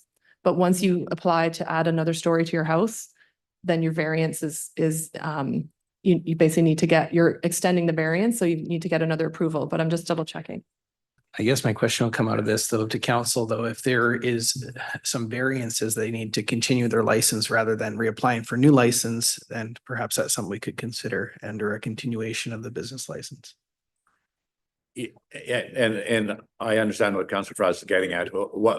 Why wouldn't this business just qualify for a continuation of an existing business license rather than have to apply for another location? So I believe that is because of that grandfathering. So again, if you make a change, you lose your grandfathered status for want of and it's a terrible term, but that's the legal term that we have, or your non-conforming status. So if you stay where you are, you're allowed to continue. But again, if you had a home that was within 2 meters of the setback of the property line and you got a variance, you're fine. But if you go and add another 5 rooms into that variant, you need to get a new variance. So you're triggering essentially a new infringement or a new situation. So that's my question is based around though is would we not be able to extend their grandfathered license and consider that as council? So we're not looking to infringe on our bylaw, but just extend that grandfathering clause of their license. I don't, that's not legally how it works. So it's basically as if you freeze the situation in time, and it's not just the building, it's also the use. So the legislation is pretty clear on like if the use ceased for a certain period of time, you lose the grandfathering. If the building burned down or if it was destroyed in any way, they lose it. So it's really a frozen. I guess before those kind of situations, though, could we have clarity on what it is for why they are not qualifying for continuation?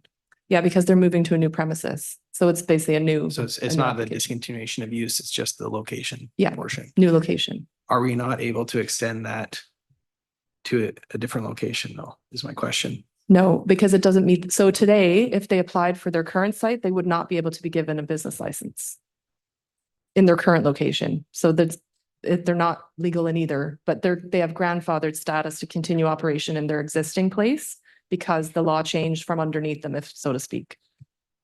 So as I understand it, the business license is directly related to the address. Yes, that's correct. Okay. Yeah, and I understand where you're going, why it'd be just moving, but I didn't recognize that it was also for the address itself, the business licenses. And I could understand why that would be in place. I guess just one last thing then. I want to apologize to you guys then too for us having this kind of situation even be able to present itself, because it wasn't the intention. And I think it's unfortunate that those daycares can move into that sensitive area, but you can't move into their area, and you're the ones that pay the price for it. So I want to make sure that we apologize for that oversight, and it's just a matter of us not being able to have foreseen this, and here we are now. So sorry about that. Councilor Wood. What more can you say at a time like this? Question. Thank you, Mayor. Questions for yourself to staff. Council, from my understanding, are given the right to not enforce a bylaw. What if we were choosing to not enforce that bylaw and any cannabis stores in Parksville until the bylaw has been revised? And that is across all of the same business models. So we're not supporting one business. If Kaya or local or whoever wants to move, we are not enforcing that bylaw until it's revised, because we know it's outdated, because we don't have any complaints, which were the whole purpose for writing that bylaw. And so that would be for any cannabis stores in the city of Parksville. So I can't advise you to do that because that's not correct process, but you should just repeal the bylaw then. Council should just order the business license bylaw repealed right now, and then we have no business regulations for anybody.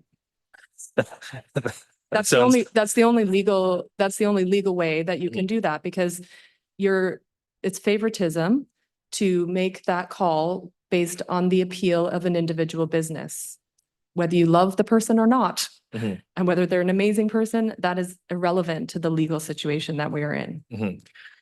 I mean, I would argue that this isn't necessarily for one business, but we see that we don't get any complaints with regards to cannabis stores in Parksville. I mean, I've heard more complaints about other things, but not cannabis stores. So does that bylaw only, is there a clause that specifically in the bylaw speaks to cannabis? And can we repeal Yes, there just is. that one? Yes, Clause? council can repeal a section, but again, And any other cannabis stores also get that leave from that section of the business license bylaw as well. So it is not specifically to one business. One business did a great job bringing it to council's attention.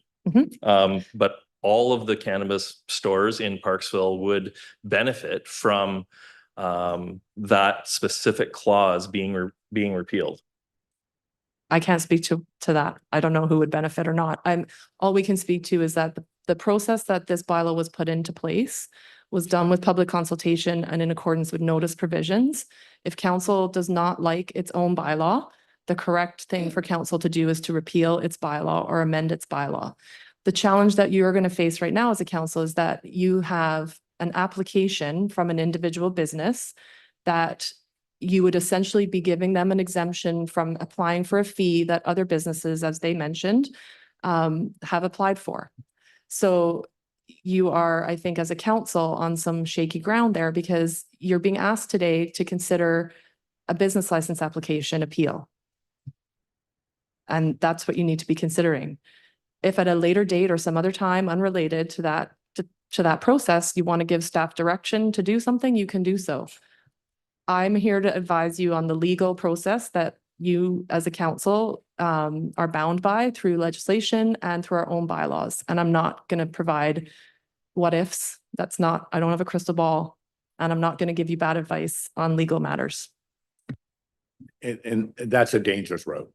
I understand what you're suggesting. Then you say that you're going to make it unenforceable to any other cannabis stores in Parksville. Then you're opening up a whole different can of worms, and everybody all moves to very sensitive sites because it doesn't matter. So I could not even condone that in any sense of the form, and not hold an elected officer seat the responsibilities that we have to abide the law. Councillor Beal. Thank you, Mr. Mayor. And through the mayor to our CAO, I just wanted to clarify that the only additional cost, that $500. And actually what I would like to ask is if any business in the downtown core or wherever is wanting to relocate to a new address, a new location, do they not also have to apply for a new business license at that new location? And what is the cost for doing that? If I may, through the mayor. So Go yes, ahead. every business that relocates has to pay a new business license fee. A business license fee is paid annually then after that. So in your new location, if you move halfway through the year, you have to pay to move, and then you pay your annual license. There is a legal remedy available to this business. And that is what staff has recommended. Yes, there is a timeline associated with that. But I do understand that those discussions and that advice was provided many weeks ago, if not months ago. And that's all we can do is provide the advice on the legal remedy or legal process. And if council wants to review the license charges, like some of our hotels pay a very high fee as well. So there's probably a good benefit of reviewing what everybody's paying and looking at, where getting some input from the community on where those license fees should be.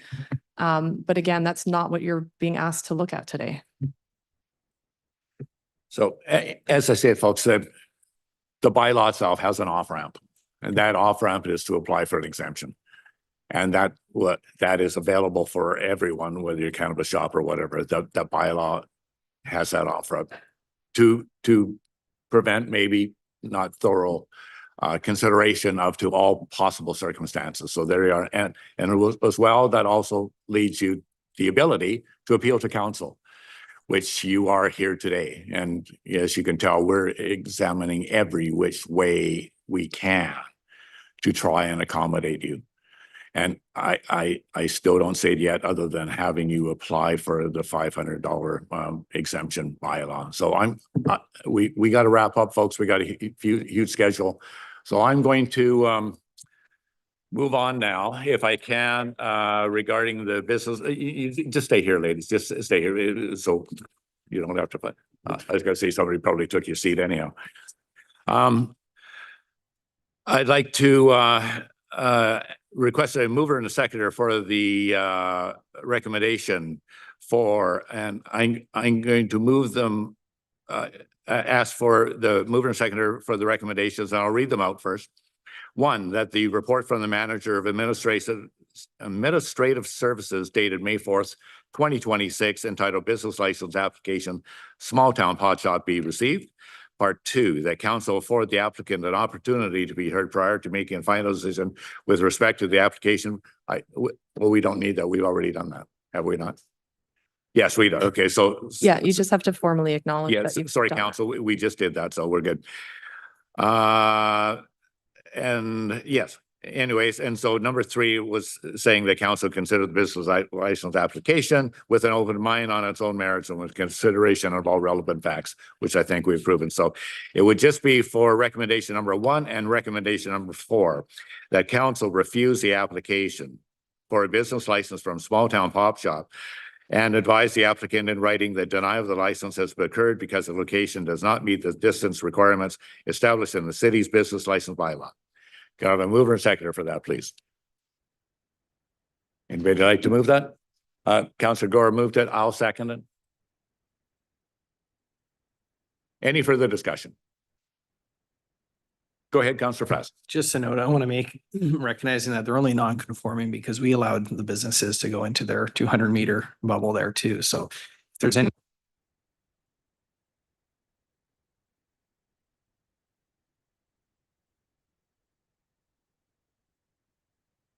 The one beside you, if you could, Councillor Frass. I think it's back. Yeah, just that it's because of us that they're non-conforming on it. So if they're having to incur a fee now to go through an application process to get a new business license on that and all that, man, I hope we really consider that cost when it comes time to it. I believe staff are well aware of the situation and will do their utmost to do what they can. I'm certainly aware of that. Councillor Wood, go ahead. Thank you, Mayor. I don't understand why the opportunity to appeal this if council doesn't really have any options. What's the point of that? And to Councillor Fraz's point, why does the city allow daycares into the danger zone? You know, that was, to his point, I mean, that was on us, or maybe they didn't even have to get any licenses from the city. I'm not sure. Because there's not a bylaw for that. There's not a bylaw to say daycares can't move wherever they want. But granting that license is in contradiction to the existing bylaw, which prohibits the cannabis store to be in the radius, where you allow someone else to go into the danger zone, sort of. I see our CAO is. CAO Taylor? Thank you, if I may, through you. So there's 2 questions there. The first one was, why are we allowed to have an appeal? So legislatively, when a business license is delegated or business license authority is delegated to a staff member as the inspector, in our case, which it is, if the inspector denies a business license application, the legislation allows that applicant to come before council to make sure that that was done in a reasonable manner, that the business license inspector didn't like the color of their outfit. We have also had discussions with the inspector on things like, for example, if a property owner has multiple businesses and one of them is not in compliance and we're in court with that person because they have an illegal structure, they were asking, well, should I refuse the business license for his other business over here? But if that business fully complies with the bylaws, then no, you cannot refuse to issue the business license for that. So the law allows an appeal, but it is trying to envision that unfair decision of a staff maker across the entire province. council has been given the reasons for the bylaw officers, in this case, acting as a license inspector's decision. And if you as a council said, well, he's telling me that he didn't give the business license to this person because he thinks they're a bad operator, or he doesn't like that they're open on Sundays, you as a council have the right then to review that. So that's, the staff report provides the reasons for the denial, and council is now the final decision maker of whether that was a reasonable approach from the license inspector. And I forget, what was the other question? Oh, the daycare. So with respect to daycares or seniors homes, we did discuss this with the council when we first brought these in. That is the choice of that operator. So if I'm a daycare owner and I have a reputable cannabis store near me, I might be totally fine with that. So that's my decision. But if I'm a daycare owner and I'm in a location, I don't want necessarily a new person to be able to come in and operate without, maybe it's someone who's not from here, maybe it's someone who's shady, I don't know. But it gives the decision-making power to the daycare or the seniors home or the rehab facility to choose whether that operator is a good operator. And in this case, obviously they were fine with it, but that's not always the case. And so back in the earlier days of this discussion, it was the onus is on the cannabis operator to either get the site-specific amendment and prove that they're a good operator if they're new, or then a daycare could move right next door if they think they're a great operator and there's no concerns from their clients. So it's kind of a reverse. As the mayor mentioned, there's no bylaw that says a daycare can't locate there, because if they feel that there's a mitigating circumstance or it's a great operator, they can locate there. Just my comment to that, this just reveals once again that all laws, including bylaws, are not just. As Councillor Gore says, flaws in bylaws, flaws in laws. They're not always just. They're made with the best intentions.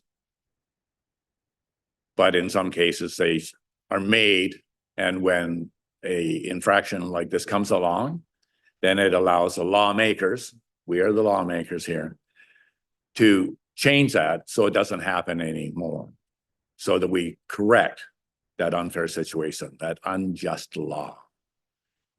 And you have my word that we will be reconsidering that. I can't see any further remedies we can provide at this time. Unity, and you presented an excellent case. You showed the support you have in your community, which we knew anyways. But other than our apologies for an unjust law, I can't legally vote any other way than to uphold the bylaw we have in place right now. Councillor Beal, you had your hand up. Yeah, thank you, Mr. Mayor. I'm thinking back to some of the comments that Mr. Russell made regarding the process that one could go through to both apply for the amendment, I gather. Is it an amendment? Yes, I see a nod. And then also a license and maybe something that has to go to the province as well. Okay, my question is, can these things happen almost, simultaneously? Can one put in that initial request, pay that $500, and also initiate those other requests to truncate the amount of time that it could take? And I'm also thinking ahead to, we have meeting times in June and also in July, and then are off in August. So the sooner the better, if it's at all possible for you financially to do that. And perhaps, there's quite a few people here. I don't know if you can pass the hat and start to, raise some funds to minimize this cost. And I don't mean to be joking about this, because of course it's a huge undertaking. But it looks like Mr. Russell has something to add, perhaps. So Mr. Russell, if you would please. yeah, so as occurred previously, they couldn't be processed concurrently. So yeah. Thank you for that.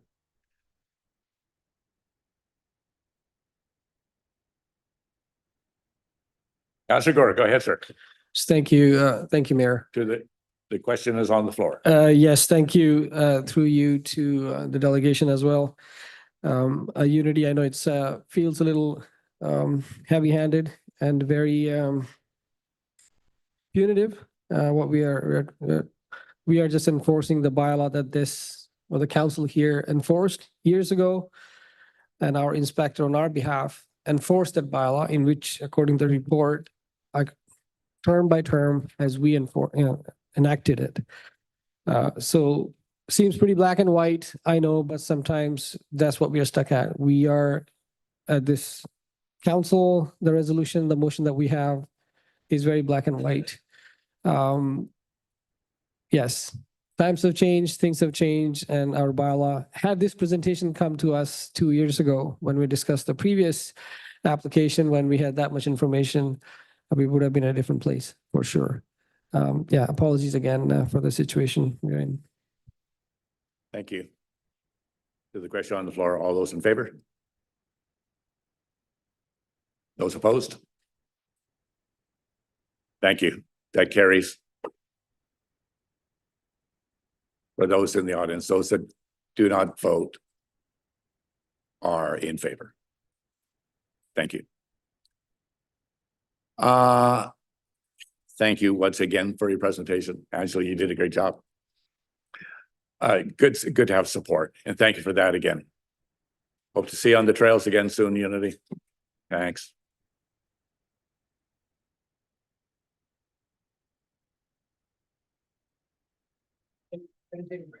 Yeah, I think that's a good idea.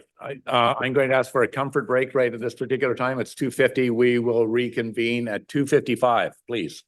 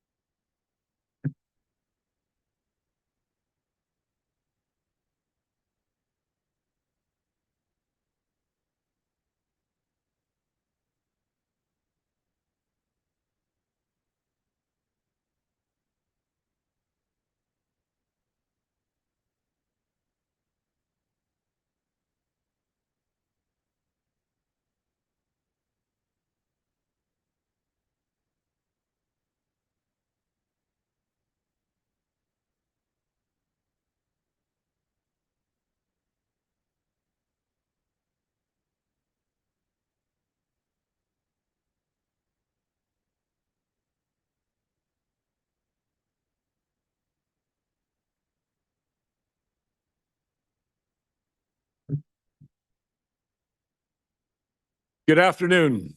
Once again, I'd like to resume the council meeting. Thank you all. If you all take your seats, please, and we'll pick up where we left off. So we have another delegation today. We have a delegation from the Oceanside Task Force on Homelessness regarding an update on organizational activities. A presentation by Shayla Day, Chair of the Oceanside Task Force on Homelessness. Shayla, welcome. Nice to see you again. And you have 10 minutes. So Shayla, the floor is yours. Thank you, Mr. Mayor and Council. It is an honor and a privilege to be speaking with everyone today. For those of you who don't know me, my name is Shayla Day, and I'm the chair of the new V2 Oceanside Homeless Task Force. Before I begin with our history and the presentation we have put together for you today, I would like to share a bit of history about myself. I am a product of addiction, poverty, and mental health, landing myself on the streets and using heavy narcotics from the age of 11 to 21. I am also a product of properly funded government programming as I sit here before you with a 16-year career span in the nonprofit social development sector. In the past few months, I've educated myself through certified courses with the Local Government Management Association, the Federal Emergency Management Agency. We'll let them answer the phone. Shayla, if I can ask you to hold, Yes, please. of course, please, sir. Okay, so sorry.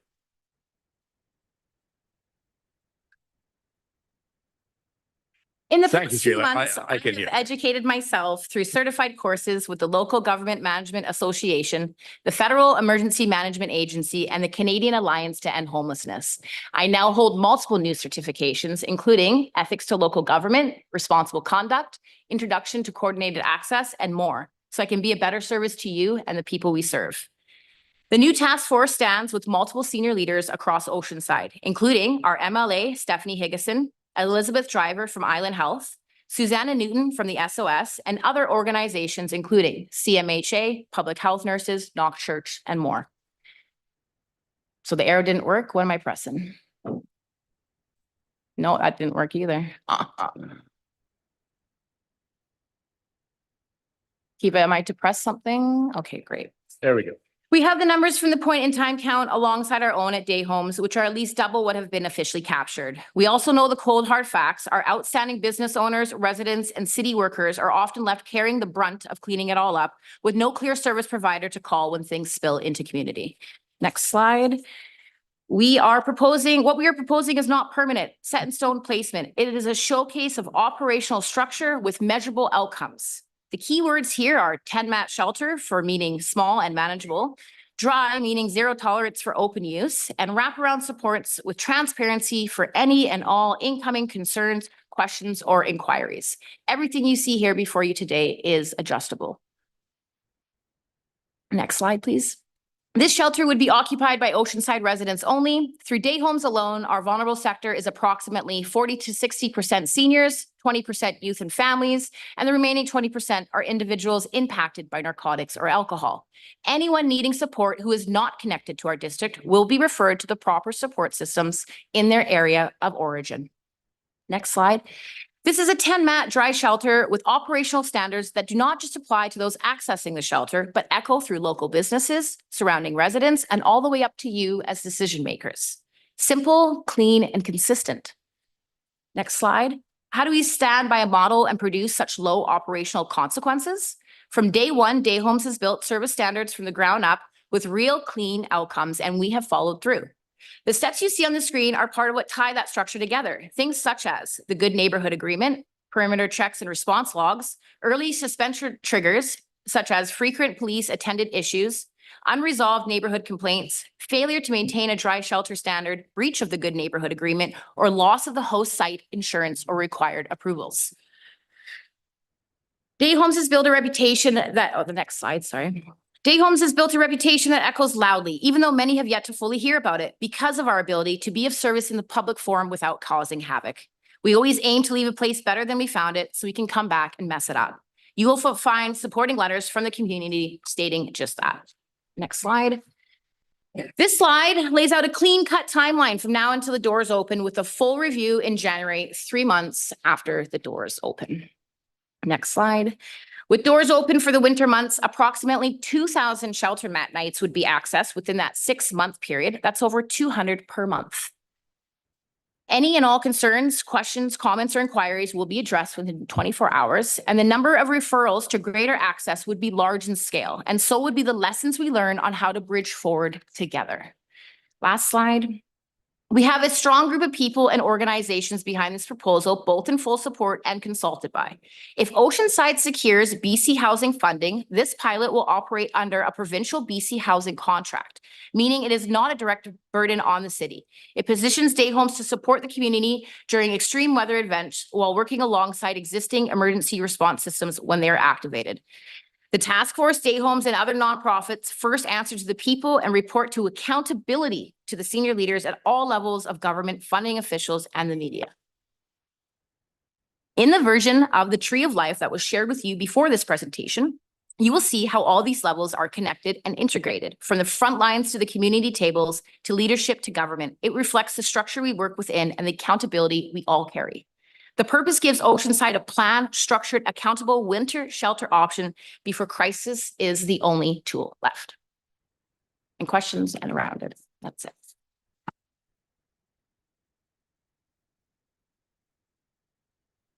Yeah, you're complete. Yeah. Thank you, Sheila.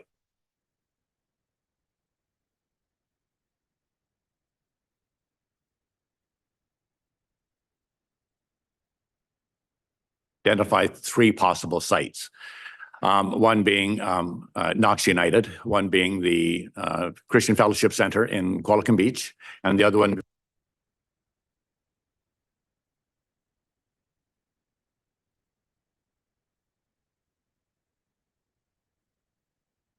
the Parksville perspective of what we have, our relationship with shelters in the past. And I have to say that, and regardless of, I know you have a lot of good neighbor plans and so forth in place that you hope to put in place as well. However, the problem exists in the shelter itself. So we've had experiences with shelters in the last 10 years and so forth that I've been at the table here. And so we learn what works and what doesn't work. And the shelter formula itself is difficult to work in a small urban setting as in Parksville, simply for the fact that we do not have social agency here at the city of Parksville. We do not have the social agency, the community safety officers. We do not have the budget to allow us for safe operation of a shelter. We simply don't. And our taxpayers are already taxed, but they think too much already for the services that they do receive.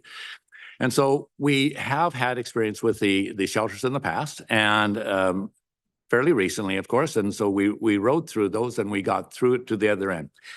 But the reason we cannot support a shelter is due to our commitment to our residential citizens and businesses in our area that spoke to us loud and clear every day that the shelters were open, that this was not a suitable activity for their neighborhood, if it's a neighborhood, or their residential houses, or for their businesses. We had our city area in that area was under siege. And our business community said, we need a safe and secure community in an economically sustainable basis, which is covered by property taxes. So they want us to make sure that they can operate the business or live their lives in their homes without impact to their safety and security.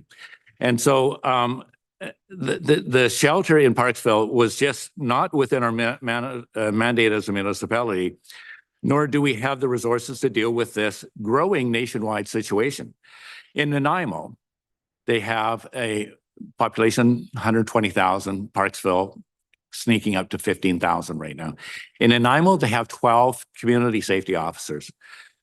They have a social planner, and they have all the other staff in support of social services in Nanaimo. Their budget is well over $1 million alone just for that. And all that they're doing, and this is from the mayor himself, Leonard Krogh, they're just managing to keep a lid on it. To provide, they're not making it go away. They're not solving homelessness and rough street living. They're not doing that. They're trying to keep the people safe while they're on the street and prevent carnage around the businesses and so forth that unfortunately happens in areas where those with addictions are not acting in full capacity and type of thing without regards of consequences for their actions, which can be harmful to businesses, harmful to residents and so forth. And that is just a fact of life. And so they are just managing to get by. Parksville, we don't have any of that. When the last time we had a shelter, our first response services, police and fire, were over and above into overtime and all the rest of it, which all the city of Parksville taxpayers, we paid extra for taxes, every one of us. And businesses, they did as well. But at the same time, it didn't make up for the fact that we created a situation, we allowed a situation whereby the people that are transient in nature, the people living rough on the street, and they move in and they move out. And we already have a plan in place of receiving those people as they come into our community, decide what services they need, and respond accordingly to those individuals to make sure that if they're seeking medical attention or even housing and so forth, that we will set them in the right direction. We do not have a full-time 24-hour emergency. People, I'll just carry on here, then I'll go in full questions here. So we do not have the ability to handle it. And plus we made a commitment to the neighborhoods and so forth in the past that we won't let this happen again. People stolen, people were hurt, the shoplifters took it out on our store owners and so forth. There was incidents of violence against them. Shopkeepers were put into hospital by people that were unfortunately under addiction, acting badly. We can't let that happen anymore. And I have to say that our bylaw compliance team, our security teams, as well as the RCMP and our fire services as well, act commendably to try and make sure these people are given the treatment and the contacts that they need to continue to live the life. The life, unfortunately, that is, I wouldn't say it's a life by their own choice of living in the street. It's a life of circumstances. It's not a life of choices. It's a life of things that have caused them to be homeless, to allow them to be on the streets living rough. Because in order to support their addiction, that's the only way they can live is on the streets. And unfortunately, in between, when they're not in a shelter or something like that, they're on the streets. Parksville right now, the homeless counts are always, well, let's say we have our own counts of how many activations we had at the extreme weather shelters and so forth, which was relatively small compared to what we are told was the homeless population in our area. I have those figures from the RDN, but just the extreme weather shelter. And so be it. What we have is a situation where we can't allow it. There is no good neighborhood. Parksville is a very small municipality. You can walk from one end to the other in an hour. And there is no neighborhood that is suitable to have a shelter. It's just a fact of life. I get it. Because the thing is that these people have addictions.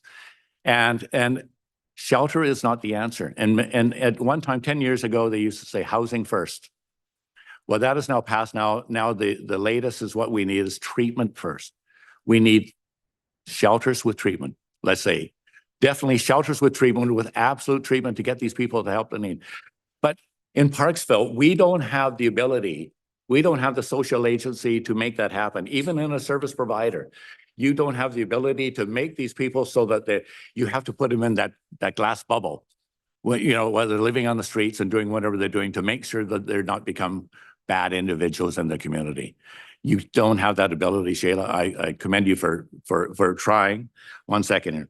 So anyways, as it is right now, Parksville already has probably the best form of shelter already, even better than what you're subscribing to here. Parksville allowed the opening of Orca Place, 222 Corefield, maybe 8 years ago, and so forth. I was at their anniversary recently. In that Orca Place, this is a supportive housing project. paid for by the the land donated by the Parksville taxpayers. And in that organization, we house 52 right now, and we've approved 3 more suites. Then that it will be 55 by the end of the year. 55 people that would be in danger of living rough on the street would be on the streets in Parksville if it wasn't for Orca Place. And Orca Place keep these people off the street and keep them as safe as they can, and is run as a poster child of supportive housing projects in British Columbia. So, which I'm very thankful for. But at the same time, we have that. So the city of Parksville has reached out for social justice to make this happen. It hasn't happened in surrounding areas, but it has happened out. But recognize, of course, too, though, property taxpayers and business taxpayers in Parksville pay for all the taxes that would be paid normally by Orca Place location.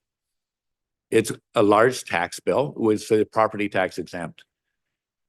However, it means everybody else in Parksville pays extra. So for all the services, all the fire, the police, and all that, so everyone else in Parksville is paying for that. So we are already providing social services to individuals 52 and 50 to 55 by the end of the year.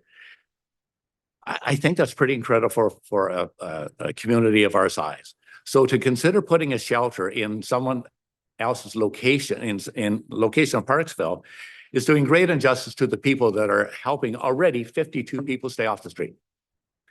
And we just can't do anymore. We really can't, because the carnage that happens is just, for the times when the shelters were open, our phones were ringing daily. We all received phone calls. We had received pictures of disgusting acts of terrible. And it wasn't the service provider's fault. Service provider could only provide services from, say, 7 to 7 or something like that in the winter shelter and so forth. Then the people are out on the streets. And then it's when they're out on the streets is when the bad behavior starts happening. We had fires, we have arsons. We have that still continue today. The fires and arsons are continuing. In other municipalities in our area, Vancouver Island, so forth, I'm in close contact with most of the mayors anyways, to see what they're doing, what they're not. Marion Alto and from Victoria, of course, Duncan and so forth.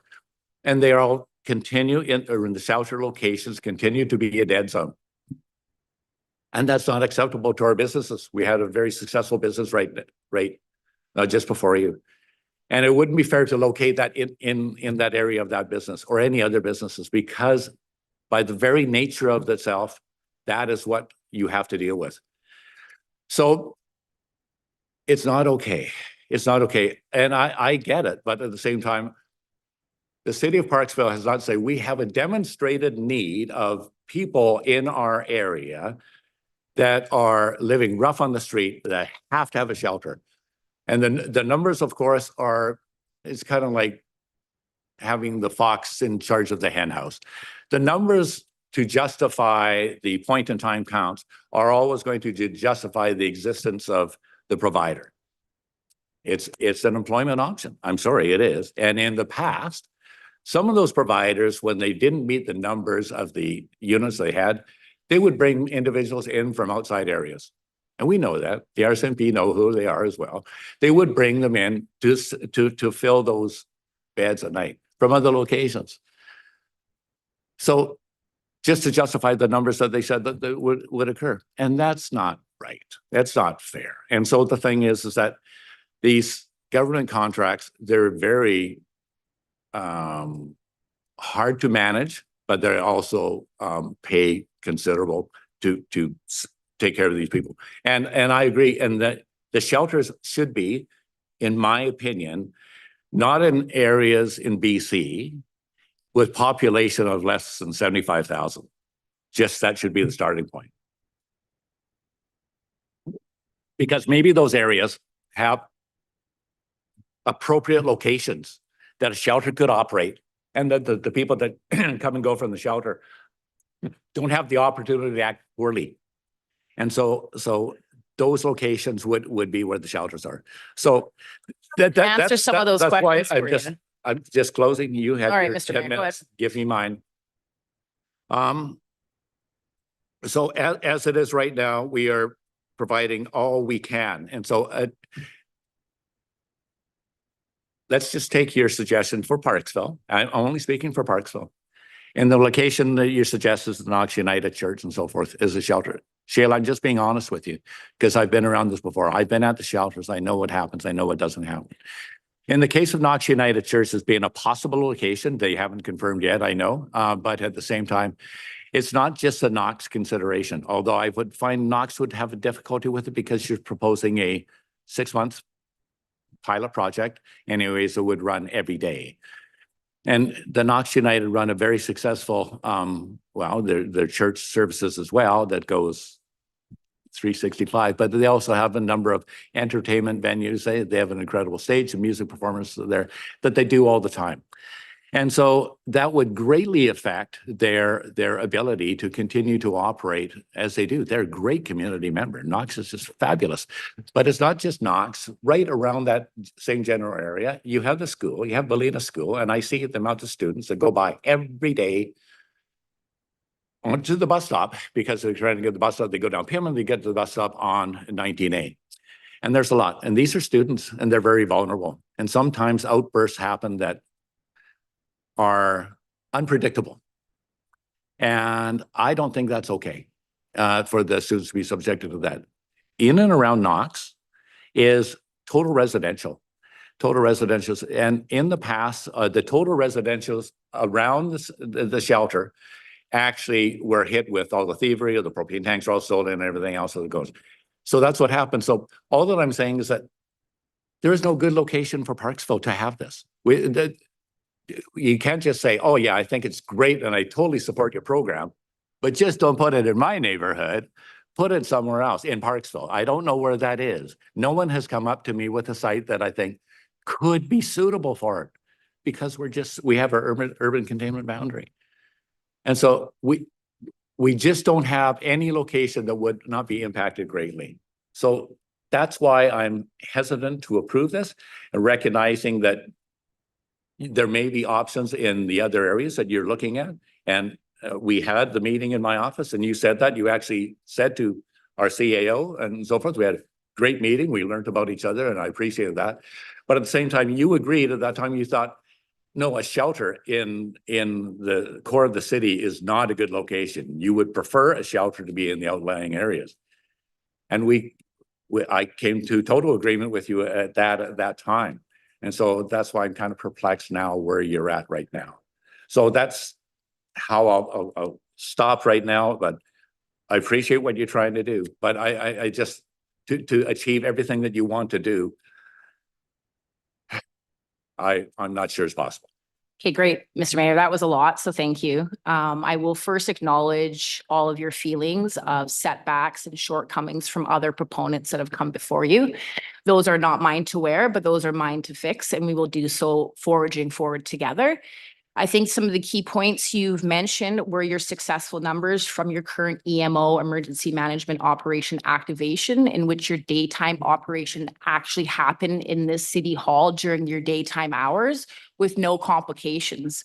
So really what I'm hearing, those successful numbers you want to share from the RDN will actually reflect on someone like me also holding it at your level and opening the doors from 7 to 7 a.m. to p.m. I do believe here right in the lobby with one security guy, no chairs, and everything went A-okay. Why is that? Because we're capable, you and I, of providing services without havoc around it.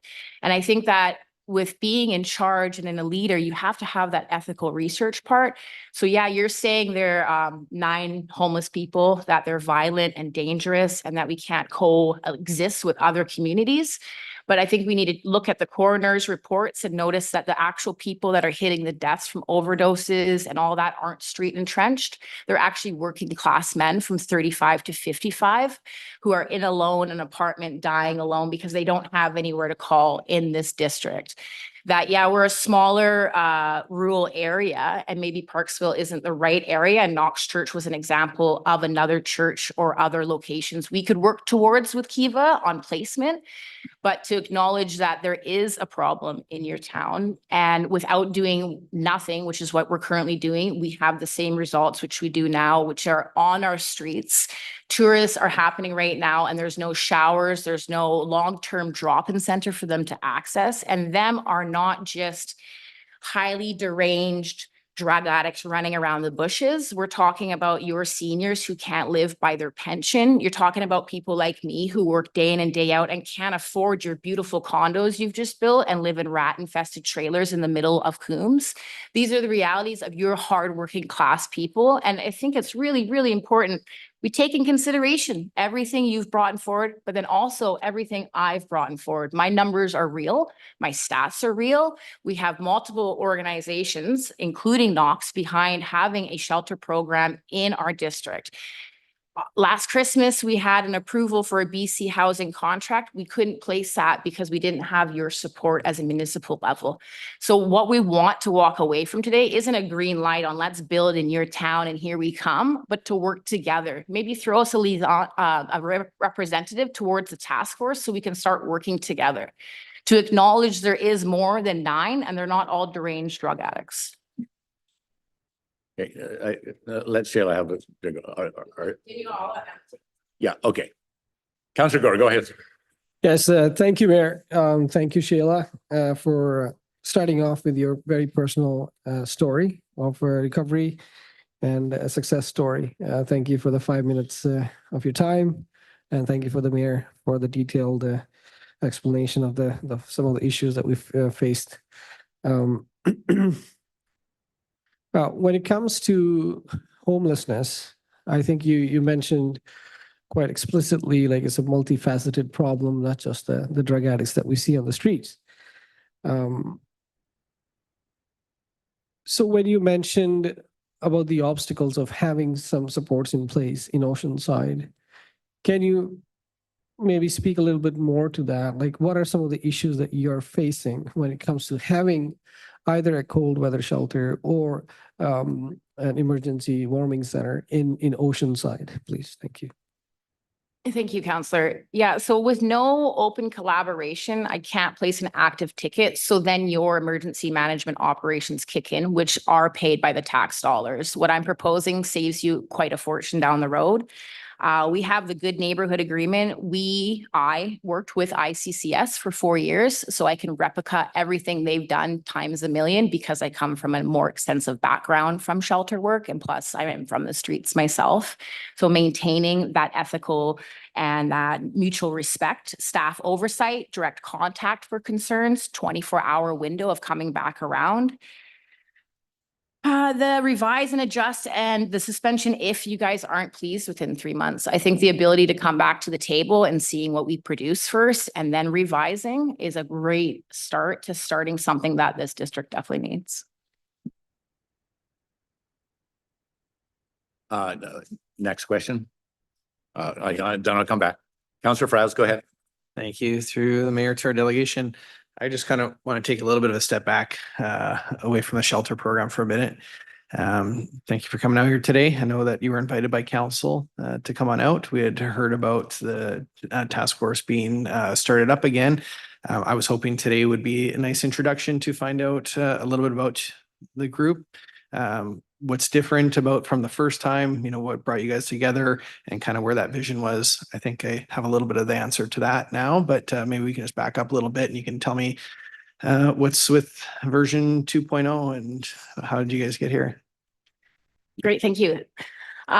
So the task force was disbanded last September and I was working on the front lines alongside many of the people behind me, noticing the gaps in services and how we can be of better service to bring more funding into our community for more than just a granola bar and a tent.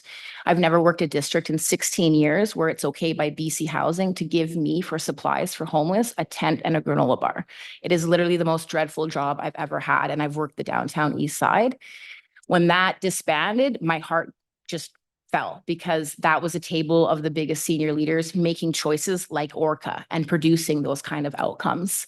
I then chose to email everybody. A lot of people know me on council for my aggressive emailing, and I did that and got the majority of the individuals back on the table. For the past 9 months, we have been meeting very respectfully, collaboratively, and coming up with key action items to address in community in that moment for heat, weather concerns, shelter coming up, anything to do with the homeless sector.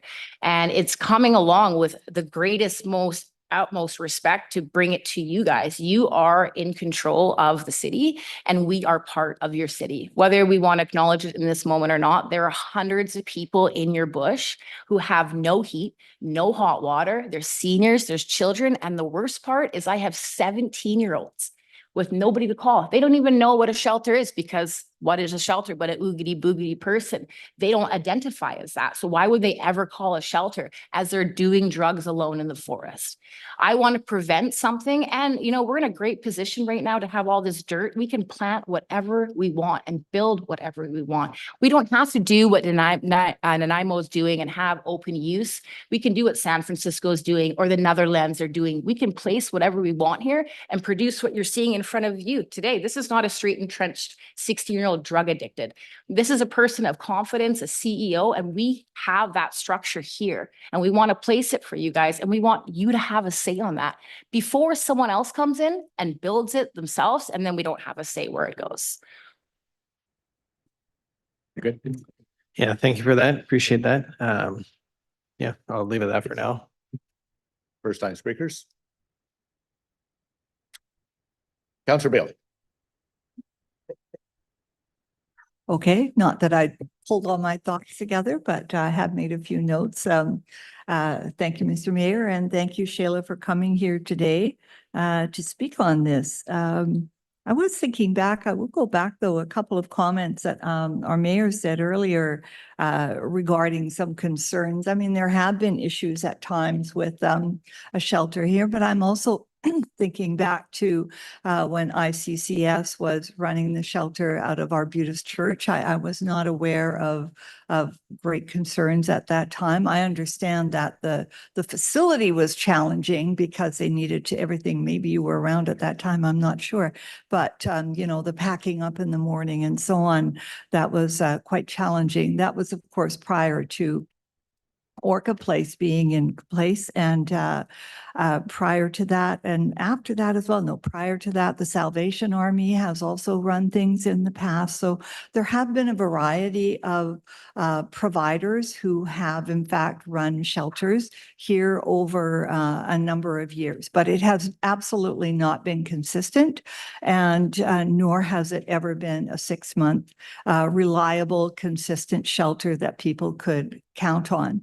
I did have opportunity to go to one of the shelters or 1 year just to go and help out a little bit, check it out and meet people there, and met people who had worked here and then had left for a bit and then had come back and were truly shocked at the price of rent, of housing, and there was absolutely nothing that they could get, although they were looking for some roommate situations. And this was someone who was a fully functioning carpenter. No, he was an electrician who was prepared to work. But again, the cost of housing has been extremely hard for people and is one of the biggest factors for poverty in the area. So it's very, very difficult for people to find affordable housing or to find housing at all. I'm appalled constantly thinking about, we have seniors who are living in vehicles. I have personally met a veteran who is living in, really terrible conditions, and he's aware that, be careful, this could happen to you if you're out there and you're living on OAS and a very, very small pension for various reasons. There's just not enough for him to actually afford something. I also read recently about a shelter of some sort that's being set up somewhere in Nanaimo, and it could be anywhere because there they allow the possibility of small shelters in any zone.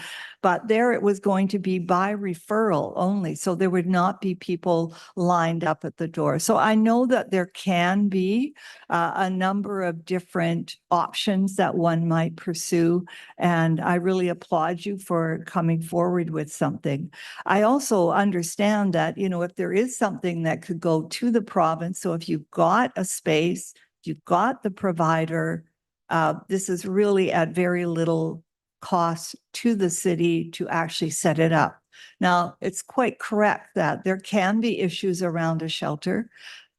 As far as that goes right now, we also have bylaw officers who are dealing with situations with people who are unhoused. So whether or not there would be, hopefully, if it's well run, there would not be a great increase in that. And in fact, people would be more likely to access some services. But I want to go back to, I know that some behaviors that people see on the street, that social disorder, as one says, you know, can be quite disturbing and quite problematic, but that does not speak to everyone's reality at all.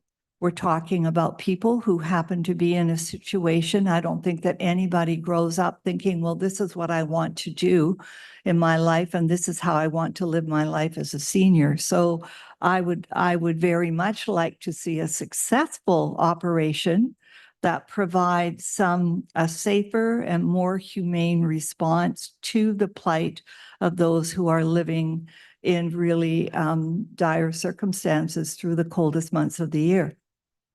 So I don't know, are you saying though that you would need to have some sort of let's say a letter of support from, is that all that's basically required from the city? Or is it something where the city would be asked to, let's say, hold funds so that they're distributed? Like, what exactly is the mechanism? Because we're not providing the space, because quite frankly, and it is true, we don't have a lot of land. We don't own a bunch of buildings out there that might be suitable for a shelter.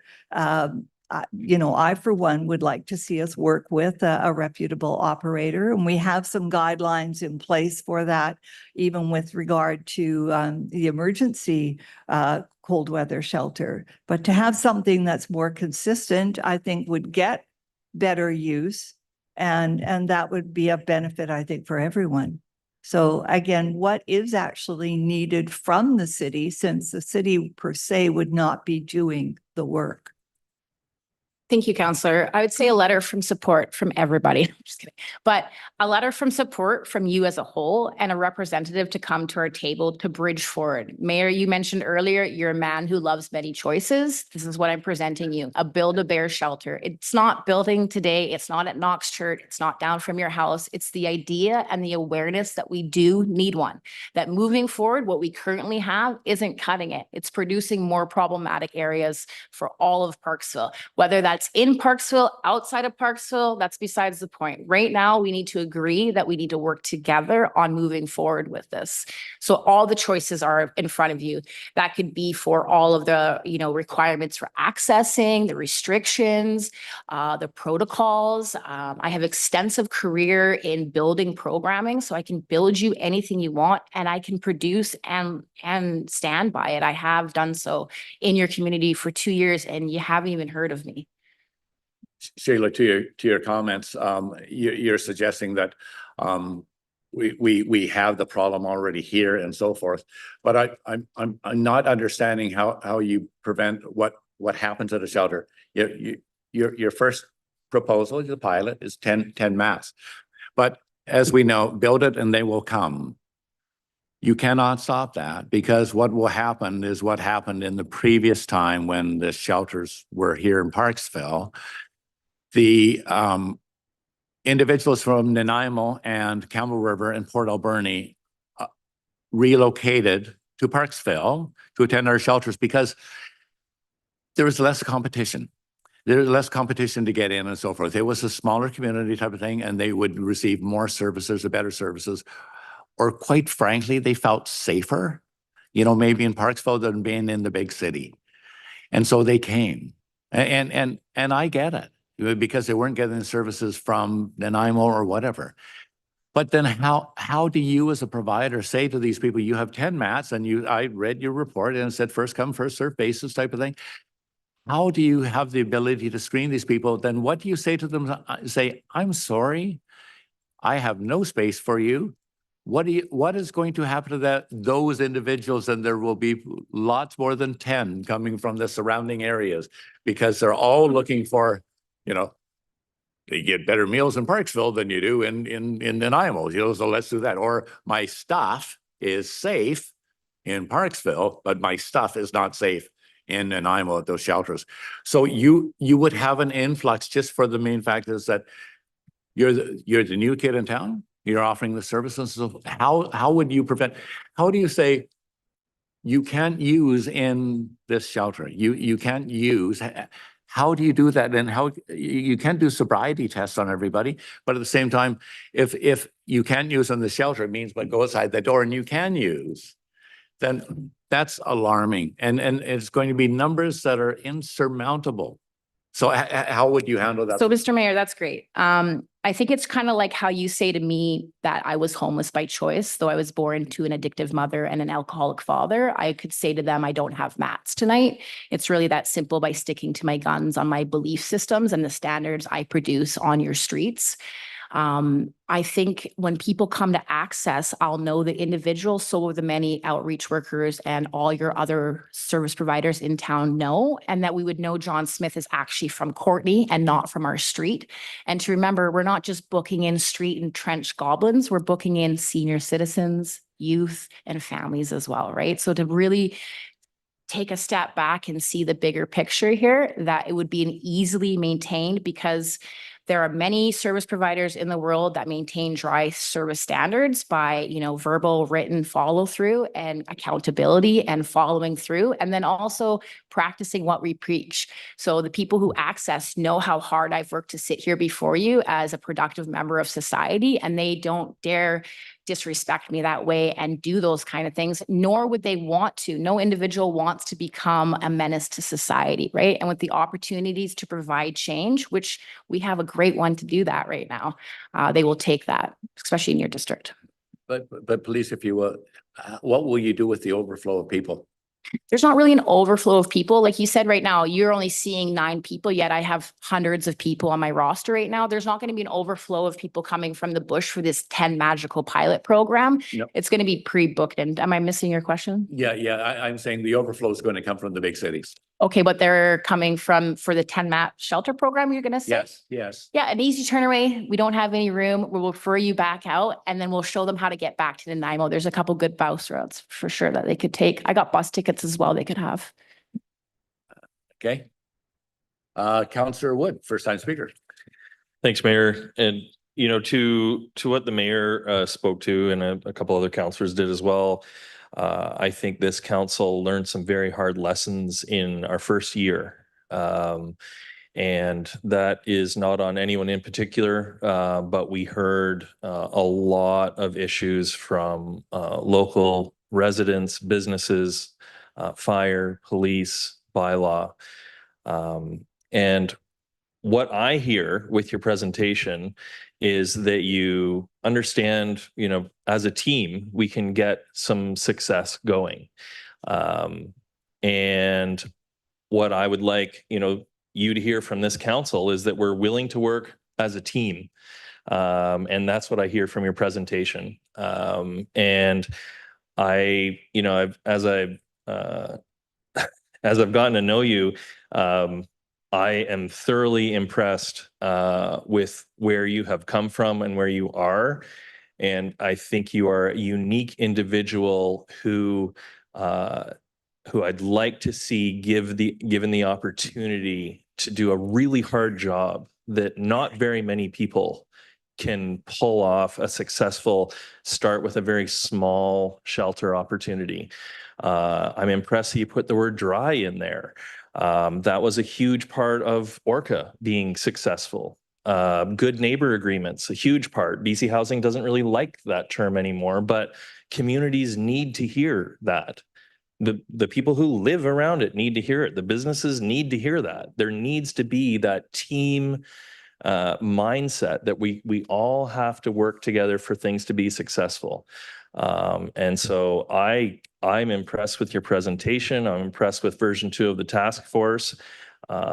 And we hear about this. We're not hearing about it right now when the weather's great, but every November, we're going to hear December, it gets pretty cold. I'd like to see the temperature change from -4 to 0 for the extreme weather shelter.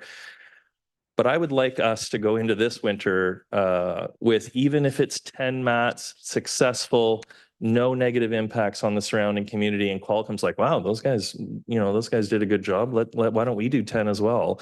And maybe the RDN will have 10, and then we have 30 that is just kind of, they're just successful. Maybe it takes a couple of years to get those 30, and then maybe they grow. Obviously, we want to have more space in Orca for the next step up. We want BC Housing to have funding. We want the province to have finances so that they can do their finance intake for non-market housing that the Lions worked so hard for and that this council approved. Very frustrating to not have that level on the housing spectrum. But I think you're a very unique individual, and I would love to see you get the chance. Thank you. Just Councillor Wood, you spoke to Orca Place Success. It is not a dry house.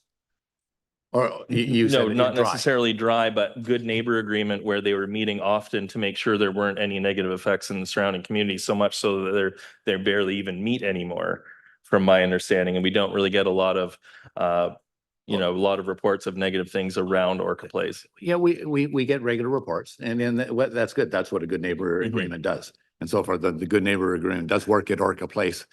They have an advantage, though. Recognize that it's 24 hours a day.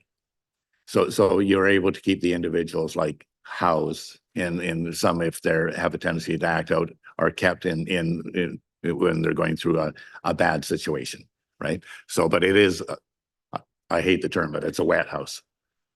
So Councillor Gore is first. Thank you, Mayor. Sheila, so when it comes to these shelter spaces, these are typically funded by BC Housing. And my understanding is that they do not like them to be dry. You can clarify if I'm incorrect, but also they do not like the condition being put that you cannot say no to people who are out of towners or something. Is that correct? Yes and no, depending on your agreement with BC Housing. The pilot, or what I produce for the ticket, is what gets stamped on. I will be frank with you, I have not seen any more than maybe 4% of outer towners come through your city accessing services. Obviously, we're not going to turn an old woman away that is from Manitoba, but we work with so many service providers that the wraparound supports are so crucial, even for a 10-mat shelter program. It's not an end-all be-all. It's actually nothing. It's everything to access. It's the starting point to everything. So it may seem like nothing, but these people should come in and fluctuate into Orca. And the reason why Orca is so overdrawn right now is because it's a first, second, third stage. That's why you can't keep your park bench there and maintain that sidewalk next to it, because it's overwhelmed right now, right? So us coming in will definitely help with that. So a follow up on that, Mayor, thank you. So since you mentioned the different stages of housing, if you can explain a little bit about, pardon me, the stage 1 housing, the shelter spaces. What is the vision overall? I know a shelter gives them some stability, gives people an opportunity to, yes, you can have a warm space, food, and think about recovery. So what sort of services that you intend on providing counseling, support? So, because eventually the goal is to get people off the streets. So what are some of the supports? What's the vision that you have at this level of housing, so we can see tangible difference, examples like you, more in our community, that people become productive citizens? Thank you. So the vision is very clear, and that's just to produce sustainable services for the vulnerable sector here. We produce that by living by the Good Neighborhood Agreement. And I'm just blanking again. Can you say that again? Yeah, thank you. Mayor. Yes. Yes, thanks. Yeah, the question is the supports and the counseling available at that shelter space. So it becomes the first point of contact for the unhoused into a structured space, if I may.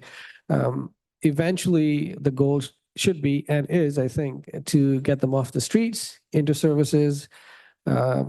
More of like Sheila Day, we can see more of people, following your footsteps, getting into recovery and whatnot. Great, thank you for repeating that. So the shelter structure is important to have us accessing for individuals, whether they want help or not. They don't get to come into a shelter and have open use narcotics. There are many shelters across Vancouver, British Columbia, Alberta, where they have the dry standard. First stage is not a shelter.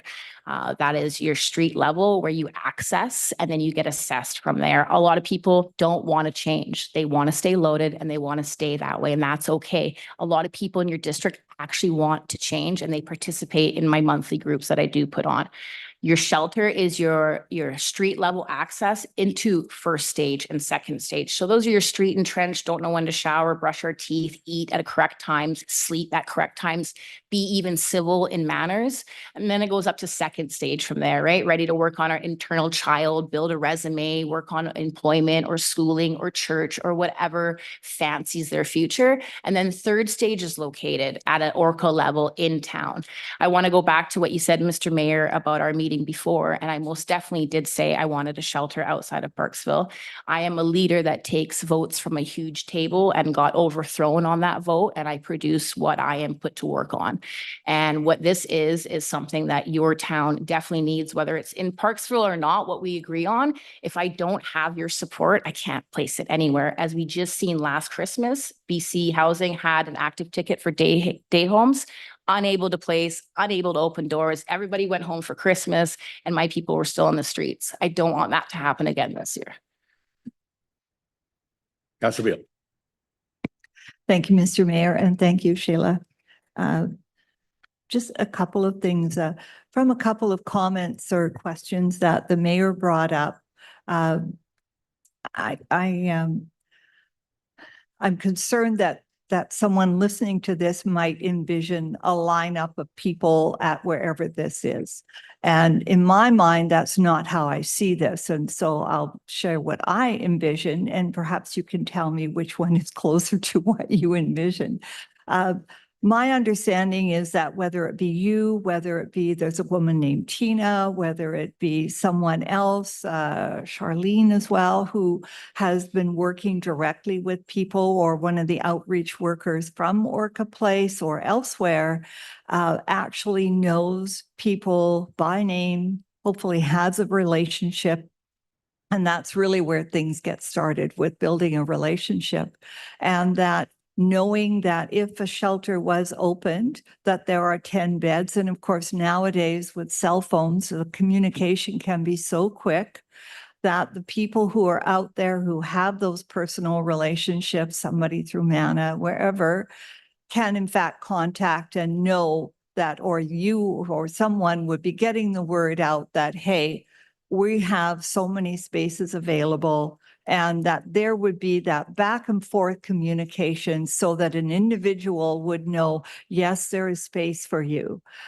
So that's more the kind of thing that I would envision. And with that as well, you avoid that lineup maybe, and also you would completely avoid the specter of people coming in like ants, I don't know, to a picnic from other communities. So which of those would be closer to how you would see it working? Yeah, it will definitely be a pre-booking list and a pre-vamped list. It's not just going to be a huge lineup. And just to be frank, nobody's coming out of their safe haven from their built secure solace to come access one mat. That's for a chance of if their name is not on the list. I'm very open with communication with clients as well as Tina and Charlene and other service providers. So this would be a very easy wraparound support.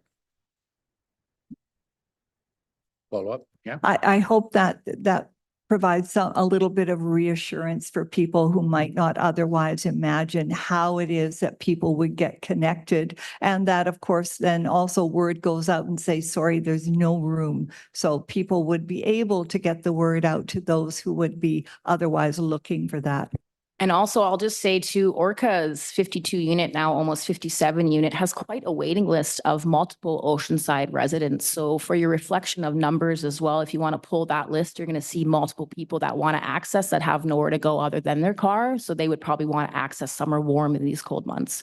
So I know that there's probably 3-6 month wait list of people wanting to access your Orca that are actual residents.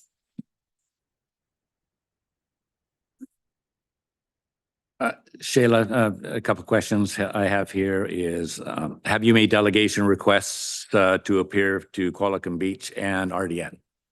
Similar to today? Yes, I have. I'm very aggressively emailing Mayor Westbrook as we speak. I did meet with him briefly at Violet's retirement. He is open for it if you're open for it. So it ends all be all with you, Mr. Mayor. Thank you. Thank you. And have you confirmed funding from BC Housing? Oh, yes, we talk frequently and they are open to a temporary winter shelter with me being a proponent on there through our MLA, Stephanie Higginsons. If that is not allowed, I will hold an emergency weather shelter ticket. It's the same thing, runs differently though. If you want me to get further into that, I can, but it will be with BC Housing. That is guaranteed and approved. Thank you. Yeah, just going for second or third. Okay, go ahead. Just a Councillor quick Gore. comment. Thank you. I think Councillor Wood mentioned the challenges, the costs that were with the previous endeavor shelter that we tried. However, I want us to, as a council and as a community, take a look at the costs that are now we are facing, the hidden costs that may not necessarily be reflected on our balance sheets or the budget deliberations that we do. Lots of people sleeping on our streets. How many of times do we hear the medical services being called to attend? That's all tax dollars being spent. Our bylaw, moving people along, if that's the word you want to use. Our police being called to BNEs. When it gets cold, people try to break into places to keep warm.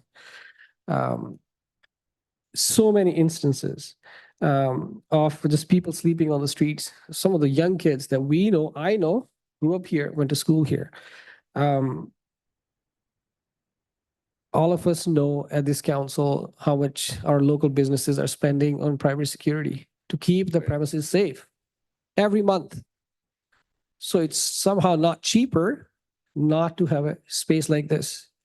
I think it's inhumane, honestly, to look the other way, look at Qualicum Beach, look at RDN, look at the province. Hey, do something. We are too small for this. If Lady Smith can pull something off, so can we. We need that collaboration. It's long time overdue. It doesn't have to be. It doesn't have to be year after year that we scramble to find a place to keep people warm. Thank you. Yeah, just going back, thanks, Councillor Gore. I recognize as well, Shayla, that you've commented on like your shelter is going to be different, and you are going to give proper counseling, and you're going to try and get people on a path, a better path to maybe transitional housing, maybe that type of thing. You talked Not about necessarily, but just to access better services from the shelter.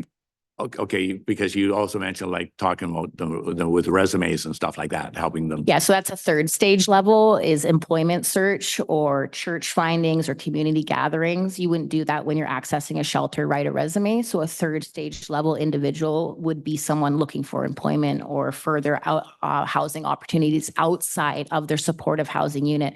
Orca isn't meant to be a long-term, even though you've had people there for over 5 years. It's because there's nowhere to move on to. So the third stage level people fly further from that. Like me, I just go rent a trailer now. I don't have to have a subsidized housing or a caseworker anymore, right? So you want to produce that. I don't produce that. The people, the program that surrounds the individual, we as a whole, and you providing the services in your town produce that for the person. By not producing anything, we kind of block everybody from doing anything ever differently. Right, and part of my difficulty is always with. Nobody talks about, you talk about Orchid Place having a waiting list because I attended their anniversary as well, and people love it there and they don't move on with the hope that we, as the ministry as well, is hopes that they would This is first stage, and then they moved into transitional housing, which we have affordable housing as well, that they would move, but they're very comfortable at Orca Place. Yeah, I worked there for 4 years. That's not necessarily the case, maybe Yeah. for some for sure. And we can say that is the point, but my points are there as well. So that ethical research has to come into play. So a lot of people do want to move, but there's just nowhere to move. I want to move, sir, and I have nowhere in your town to afford, and I make 50,000 a year. I can't afford 2,000 for me and my daughter. So your affordable housing is kind of affordable if I want to go get a roommate at 40. Well, let's stick to the subject here. But regardless, the Orca Place, to me, the supportive housing project should go to the next level, as we talked with Councillor Wood's comment before about being a wet house. You have individuals there that are actively using drugs, they're addicted and so forth, and yet there is no addiction recovery treatment funding. Not to Violet did everything she could with the funding that she did, and she did an amazing job. And I'm sure Island Crisis Care will continue to. But at no time when you have the individuals are there 24/7, and there was no addiction recovery programs in place. And to me, it's like you're not fixing the problem, you're just delaying the inevitable. And they're allowed to openly use have their methadone brought there. Day Homes has standards with a 1, 2, 3 policy where it's a verbal or written, and then you're done for programming. You want to access services and supports like Orca, then you're going to change your life. If you don't, then there's a shelter mat. That might be harsh to hear from the outside point of views, but that's the reality of drug addiction. Most drug addicts aren't scared of dying. We're more scared of living. Well said. I concur 100%. The other comment I had, are you aware of a new program? It's not a new program, it's PASS out of Port Alberni. Let me get the acronym proper here. That's right, Port Alberni Shelter Society, since they built therapeutic recovery communities centered on farming and growing food where residents develop skills and opportunities. Familiar with them, and they are currently seeking or operating or will be operating out of the Seven Springs area ranch, the old ranch on K Road, which I looked at the programs, I looked at what they do, what PASS has done, and it is so exactly what we were asking for. And it's like, we tried a proposal, red house, blue house, the province wouldn't buy it because it's too much money to do. So PASS are doing this. And so this is K Road. This is in our Oceanside area.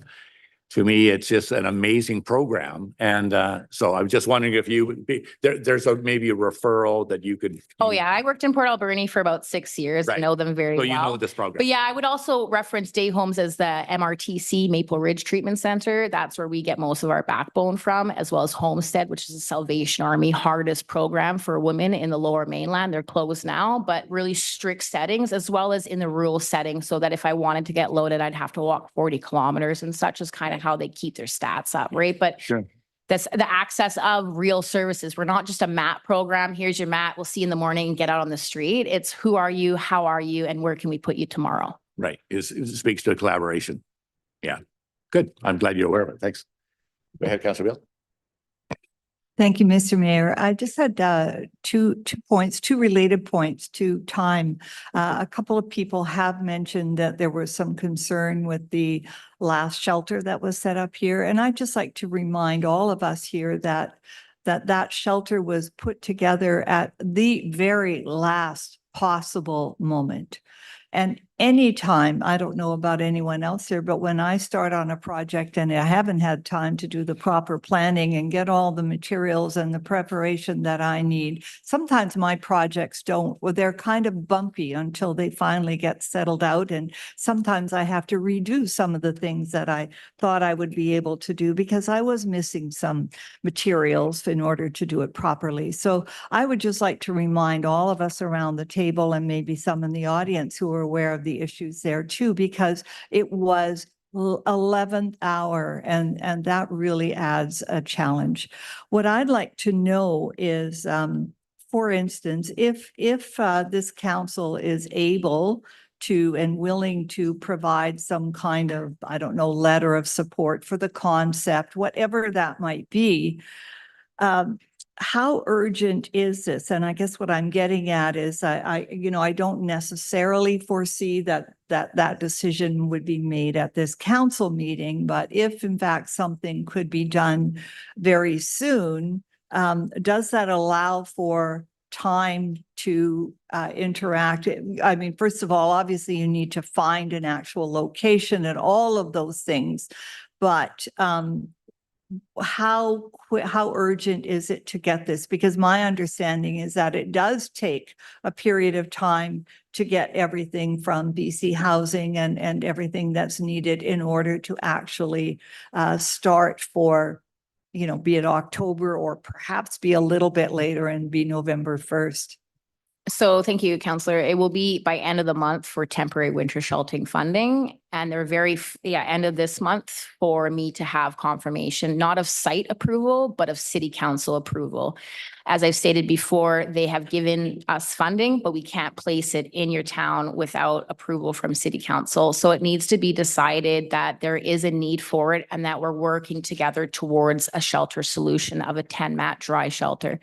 Planning is key. I feel like I've planned my entire career to be in Oceanside. I'm not sure why I came here, but I now know what it is now. And the planning is extensive. I have multiple avenues we can take. Any questions, concerns, or inquiries I can assist with, and we can build it appropriately. I would need a letter of support in this way of working towards that goal, not a shunned off, this isn't going to happen kind of outcome, is what we started with. I would just like to confirm too, Sheila, and that's fair enough. Yeah, I get that. But at the same time, a letter of support from the council would be a possibility, but I'd have to have, after the fact that you've met with the two other collaborative members of Oceanside, Town of Qualicum Beach and RDN, have those and site identified, and also a letter of support from BC Housing. And then I think it would be easier for council to make the recommendation. Mr. Mayor, if you could put that in writing and in a letter, so when I hit the streets, because it's really hard to sell anything without anything from you as a whole. And I think you can attest to that in my previous, winter months, trying with Qualicum and CFC Church and stuff. No one will touch me or work with a shelter contract unless you're stating that you are open to it at least. And that once I produce these provisions, then we can move forward. If I don't produce them, then it's a no-go. Something more along the lines of we're moving towards a direction, not just go get this, because I can go get that, but it's just causing more barriers. If we can come to the conclusion that this is something that we're going to work together as a team. Yeah, it would be hard to say we're going to supply a letter of support until we have those results back from your meetings first. And then we can supply the letter of support that we're confident that this is a definitely go for collaboration from all of our community partners. That would be, we're listening for, Okay. Sorry. Councillor Gore, go ahead. Yeah, yes, thank you, Mayor. Thank you for the comments. I'm not sure that's necessary. I think as council, we could provide a letter of support in principle that we plan on working with our regional partners to identify a suitable location for a shelter and working with day homes to provide a cold weather shelter in place. Yeah, I think I'm happy to make the motion as a notice of motion, perhaps. Okay, everybody else done? Okay, Sheila, thank you. And Councillor Gore, you're entitled to make a notice of motion for the next meeting. Sure. Notice of motion.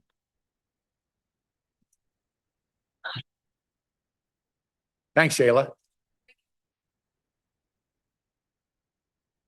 CEO Kaylor, are you aware of the wording for Councillor Gore's notice of motion? Let's just put it on the table. No, I was just going to clarify that you can make a motion arising out of the delegation if council wishes. Yeah. Yes, I'll make a motion. Sorry, thank you. Thank you, Mayor. I make a motion that council direct staff to prepare a letter of support for day homes supporting the request for a 10-mat dry shelter in Oceanside to identify a suitable location and in collaboration with regional partners. Something along those lines, if other council members want to edit or amend. I'm going to guess Councillor Beal's going to second that. Yes, but I wonder if we could add in principle in there. I just like that wording, support in principle. I just like it. Yeah. Any further comments on the motion on the floor?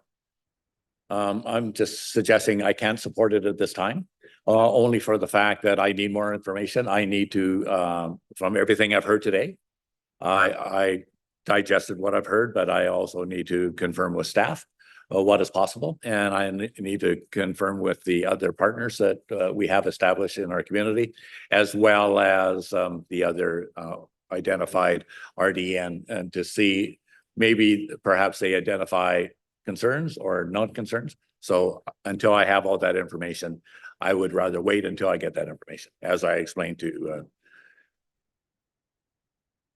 Scalar. Thank you.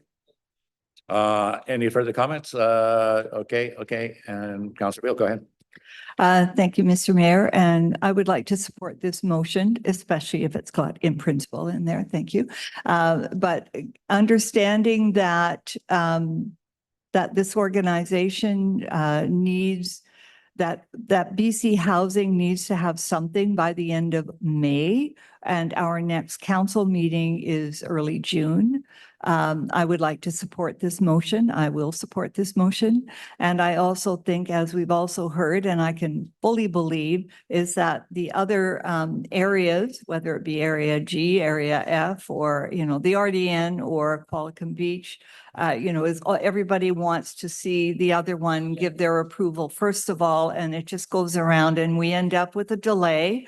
And when we end up with a delay, then we end up with this issue surfacing in more in the fall. And, I would love to see us avoid that and give an organization the opportunity to provide something of value, whether it's here, whether it's perhaps at Oceanside Church or wherever it is. So I do support the motion. Thank you. Go ahead. Thank you, Mayor. I'll support the motion as well. I want to thank everyone who's been sitting here in a relatively hot room in support of, listening to the presentation. And Mayor, I also have another motion after this one. Thank you. Thank you. Councillor Fries, go ahead. Thank you to council through the mayor. One thing I'm very pleased to hear about is the dry portion of the shelter. For the longest time, I always thought BC Housing was missing really what was needed in the community and kind of sealing their own fate by not having a dry shelter. So that part excites me a lot. And after getting to have the delegation come forward today, get to meet them too, it instills that relationship, that trust. I like what I hear. So the motion, having that in there and the in principle part too, I think is great. Just because, as we move forward, we can start to see how those relationships get built and really what's going to come forward. So I don't want to make any promises about shelters coming forward, but definitely I support this vision. I think it would be great. I think a church is the right place to handle a 10 mat kind of a shelter for the size and the community that wraps around it and what they're about. I think a church would be a great place too. And I think also what it does is it kind of makes that sensitivity around it where it's like tread carefully because you're in, you're in a community's home here in the church. So I think it just brings out that amount of respect. We saw this happen previously too, when they had the shelter of the church before on the pews there. And I think they treated it very respectfully, and there was a lot of community support and then the meals that came out and so forth. So, I'm hopeful for this. So I'll be supporting this. If I could have the wording of the motion read back, Councillor Beal suggested in principle, and that has some value to me. Could you read the motion as presented, please? Thank you for that segue, Mr. Mayor. I was actually just going to ask, I'm looking at the presentation that we received from Shayla, and this wording right from her presentation, I was just going to run by the mover and seconder to see if this is what you're trying to achieve. So she has proposed that final site selection would remain subject to host approval, zoning review, insurance confirmation, fire and life safety review, staff readiness, and any municipal or regional permitting requirements, which I think captures some of the things I'm hearing concerns about. And so if we could have the motion say that support in principle for the 10-bed shelter in Oceanside with the proponent's own wording, that seems to cover most of the things that you're mentioning. And then that letter be expedited, because we're hearing that we need it right away for BC Housing. As the mover, are you okay with that amendment? Can I make one suggestion? Sorry. For me, it must include the word dry in there to get my support on it. I think that was a pivotal point of it. Okay. And while the program Sure. outlines it, I think anyone reading that motion should know it as well. Okay, we'll Okay with add that? that in. So the proposal for the shelter be the dry air. Yes, so we would be basically, staff provide a letter of support to BC Housing, is what I'm hearing, yes. That you as a council support in principle the seasonal 10-bed dry shelter in principle, subject to the things I just read out. And then we also had collaborating with Oceanside partners to make that a reality. So we'll word that obviously a little bit better for the Is that okay with you? agenda. Moved by Councillor Gower, seconded by Councillor Beal. You're okay with the amendment as such? Any further discussion on Councillor Gower? Just thank you, Mayor, through you. A quick thanks to all the council members and the mayor for the discussion and the delegation for presenting the case. Often we get those angry emails that this council is heartless. They don't care about the people unhoused on the streets. But we are here making decisions on a wider community, the impacts and everything. So we tend to tread very carefully. We want to make sure we provide the services that are intended. So I think this request, this 10 mat dry shelter in Oceanside will address all those concerns and all those requests. Thank you. And we even care about cannabis shops too, so compassion is just overflowing today. All those in favor of the motion on the floor? Thank you. That carries. Councillor. Takes us a while, but sometimes we get there. Councillor Wood, if you would, please. Thank you, Mayor. I'd like to put a motion to council that council appoint a liaison to the version 2 task force on homelessness here in Oceanside. If I can get a seconder. Thank you, Councillor Gore, for seconding. Obviously, there's a version 2 of the task force. We just received the presentation from the delegation, and I think the new task force has earned a liaison back. Yeah. Do you have someone in mind? Or can I? Okay, so that's fine. Council can appoint. Okay, council will appoint. Okay, so comments, Councillor Press. I think a liaison could be a useful position to have there. My only concern right now is that, as I mentioned in our last meeting when we heard about the task force, is that the community puts so much of this thought of homelessness and shelter space on our feet. And it's not our responsibility primarily, it's the province. And so right now having the task force without us there gives us that little bit of separation and allows them to create that identity and share that communication with the community that it's not the city of Parksville's responsibility. We can be a partner, as bring forward a letter of support and help get those things underway. But we're not the movers and shakers on making this happen. And if we have somebody at the table, how do we separate that identity? Because now we're there. They're expecting action out of us as well. I think we'd be better off to maybe have a little bit of time and space for this task force to get established, to get this project underway, and have our support in the background. We can still get updates from them and so on, but I don't think the liaison position is going to be as beneficial to that partnership in the community as if we give a little bit of time. But I would be in support of it being a liaison. So if it was now or never, I'd support it, but I think there's a little bit more strategy that we could benefit from. And I'm in support of this in principle as well, as long as that the member on the task force from the city council is representative of the city of Parksville. And so to protect our views and our interests in this, with all things considered, as Councillor Gore, to know the full facts of what this is going to cost our taxpayers, the full facts of do we have the capacity, and the full facts is that is the neighborhood wherever this is going to be suitable for this operation. As long as that member is representing the city of Parksville, I think it's a good move. Councilor Beal. I'd just like to pick up on what Councillor Frass mentioned in that I realize that some of the other organizations or meetings that we have a liaison to, some of them we have a very direct relationship with because we provide some funds or whatever it is. But what has been outlined is in fact, I think almost always the role of the liaison. The liaison is not the, as you say, the mover or shaker, directing, but someone who provides information, sometimes provides clarification, and also brings back,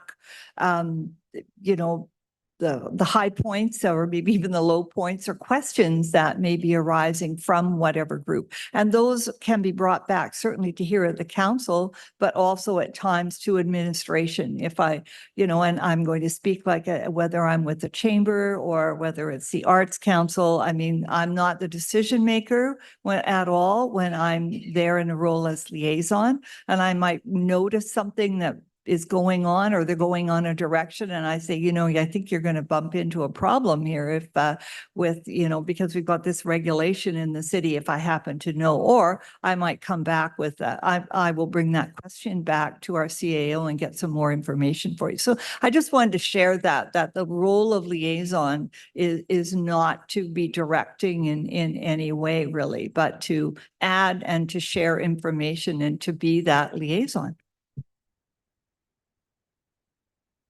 So I would like to call the question right now, but only with the addition, with Councilor's blessing, I can also make an appointment that Councilor would be the liaison to the Oceanside Task Force, or we could include it in the resolution. How do you prefer? Well, how about make it a two-part? Yeah. If support the Oceanside Task Force having a council representative, and that if successful, that representative be Councilor Wood. Are you okay with that? Can we amend that? Okay. All those in favor? Thank you. Oh, do you accept? I accept, and I did want to add, Mayor, that I think it was largely symbolic when the city and the RDN removed their liaison. And to Councillor Beal's point, it should be more of a listening. It's not necessarily a voting member of that, but more of a listening and reporting back to council and being able to smooth out any that relationship with emails with staff, et cetera. And in that case, this is also quite symbolic that we are reinstating our liaison. And that's kind of how I look at the role. Well, I think that's reflective to the presentation we had today. So that speaks for we're going to go. I got to get rolling. Is it something? I'm just wondering if we should be asking as well that we can appoint, but I think that we should actually make a request to the task force if that's okay. Shayla's giving Was there a nod? Yeah. Oh, okay. Third. Thank you. Carried. Thank you, Shayla. That was easy. No, we got to go. No, I'm sorry. Council, we have a delegation up next. We have and first let me extend my heartfelt thank you for your patience. You picked an amazing time to have your delegation today. You've stuck it out to 4:21. Council, our delegation we have up front is from Zhao, the official community plan OCP and zoning amendment at 1000 Island Highway East. If you would please identify yourself, and you have 10 minutes for your presentation, and welcome and thank you again for your patience. Thank you, Mayor. Thank you, Council. Yeah, I'm Gordon Zhao. Yeah, from it's a number company 136862 BC Ltd. Pull the microphone, the whole thing. Oh, it's okay. This whole block. Oh, okay. Pull it closer to you. Yeah. Okay, thanks. Thank you. Yeah, I'm Gordon Zhao from a number company. I'm from the Vancouver. That's I live in Richmond. We have land in Parksville for many years. So that's we would like to develop this land for the long-term rental house. We wanted to have a professional managed rental housing. We aim to the community-oriented development, and the design is for the long-term housing need in the Parksville. Here is our initial design. That's a draft. That's a L-shaped courtyard, 4-level residential and commercial. Our vision is to provide a much needed long-term rental house.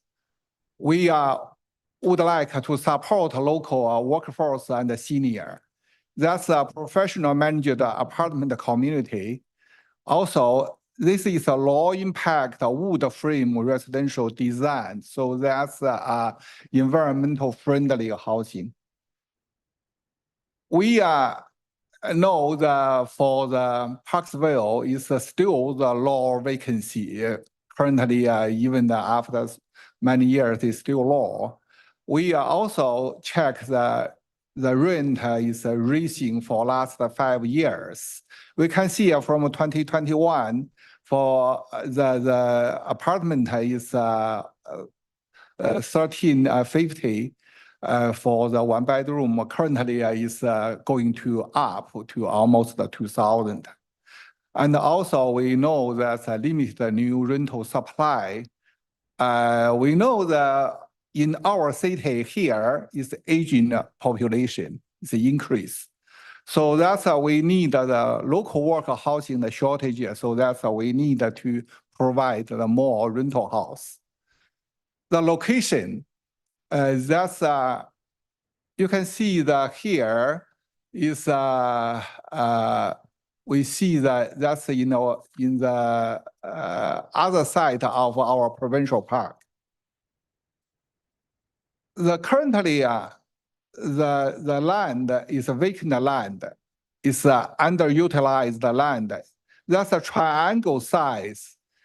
Currently you can see the current condition. That's no much tree. Is all the is vacant. This land we plan to be a mixed use. The commercial on the first level, that's 12 units.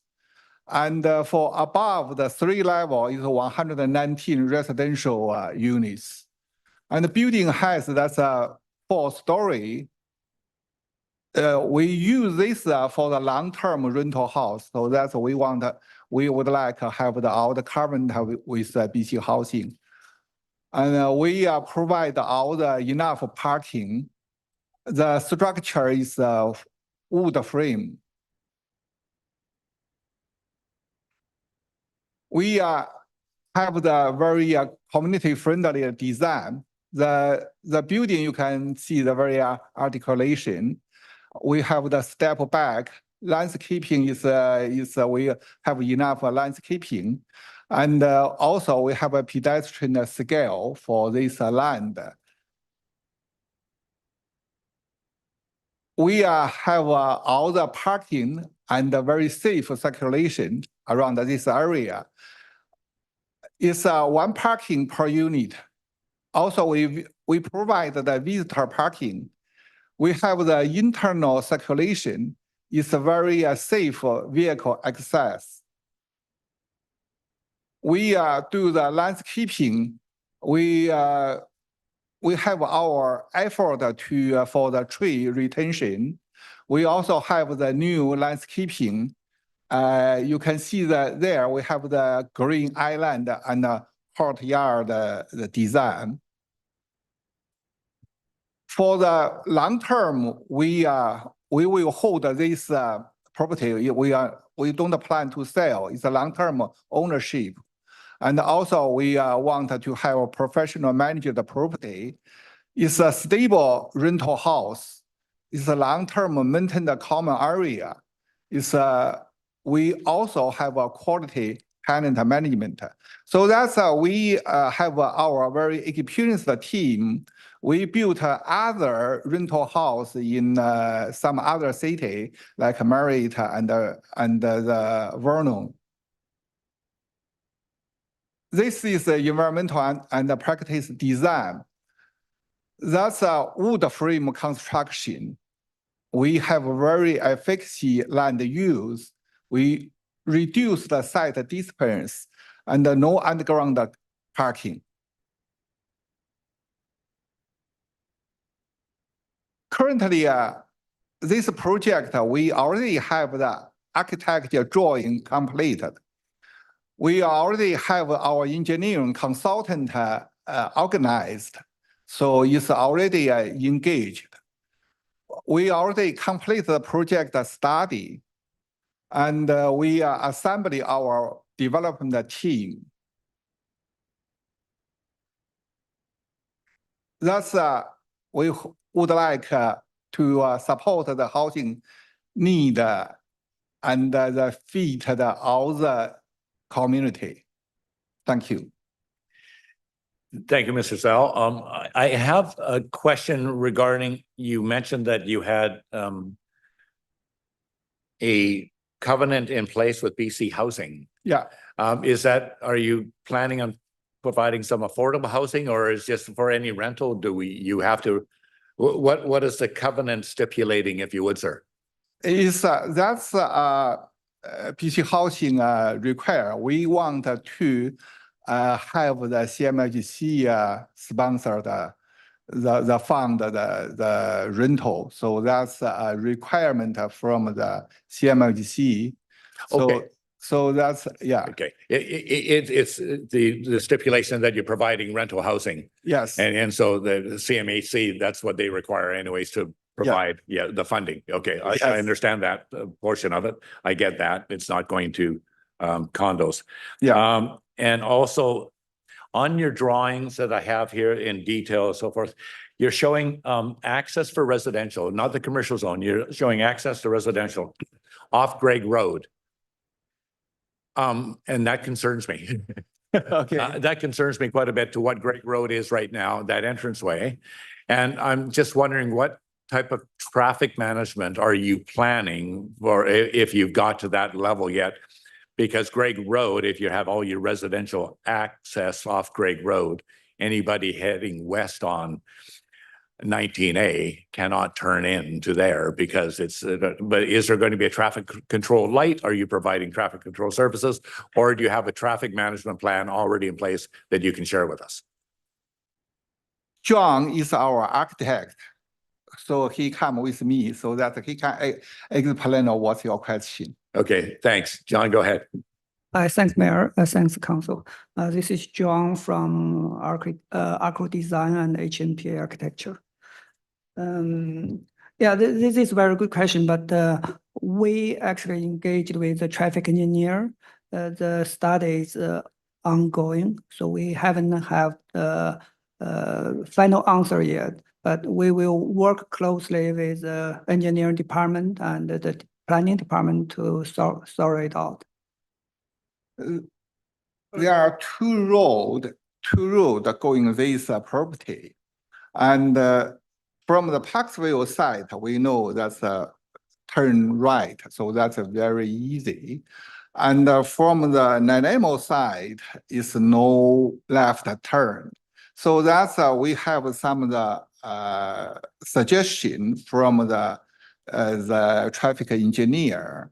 We may extend the two-way road from industrial. Right now, the industrial is one way only. Yes. Yeah, if we can extend the two-way and then going to our side, we can go from the left turn from the Turner Road. So that's one suggestion.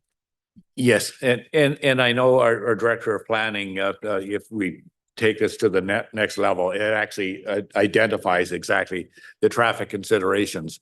I was just wondering if you could give us a heads up first, because that is it's such a dangerous corner, right? As it is Gregg Road and the Island Highway, because it's on a hill as well. So it's very limited visibility there. It's and Greg Road itself is not much more than a goat trail. And so it's definitely going to need work to handle that type of volume. So I just wondering if you had something up, but I know that would be included in your presentation further on by the Director of Planning as that included for some options that we will consider if we take this to the next step. So I just thought if you had a rough idea where you're going with that. Thank you. Other questions for the Delegation Council? Yeah, no, go ahead. Councilor Field, go ahead. Thank you, Mr. Mayor, and thank you for your presentation. I was curious to learn, you apparently have some buildings that you have and that you manage presently in Vernon, and there was another place in Merritt, was it? All right. Okay, It's I a wondered. similar building. It's 106 units. Oh, all right. Yeah, five Oh, okay. story, yes. Okay, and have you had those, have they been there for a while now? How long have they been No, there? it's under construction for Merit. It's for the Vernon is already complete. I also wanted to, I noted with interest that that it's wood construction, so that's that's definitely a plus. Yeah, I know that there's also a staff report coming on this. Now, the present zoning for that area, well, it's A1, but in the official community plan, it's planned neighborhood, I believe. Yeah, neighborhood commercial. Okay, which would have, I think, a considerably less dense density in that particular site. So, I'm just wondering about that, but I understand that there is a staff report coming and we'll have more questions there as well. That is great. Councilor Gore, go ahead. Yes, thank you, Mayor, and apologize if this was already asked when I was away on my little break. Question about parking. You said one parking stall per residential unit. And for the 12 commercial spaces, you said about 50. 56. Okay, well, that's a lot of, okay. Why would you not considering having underground parking for this project?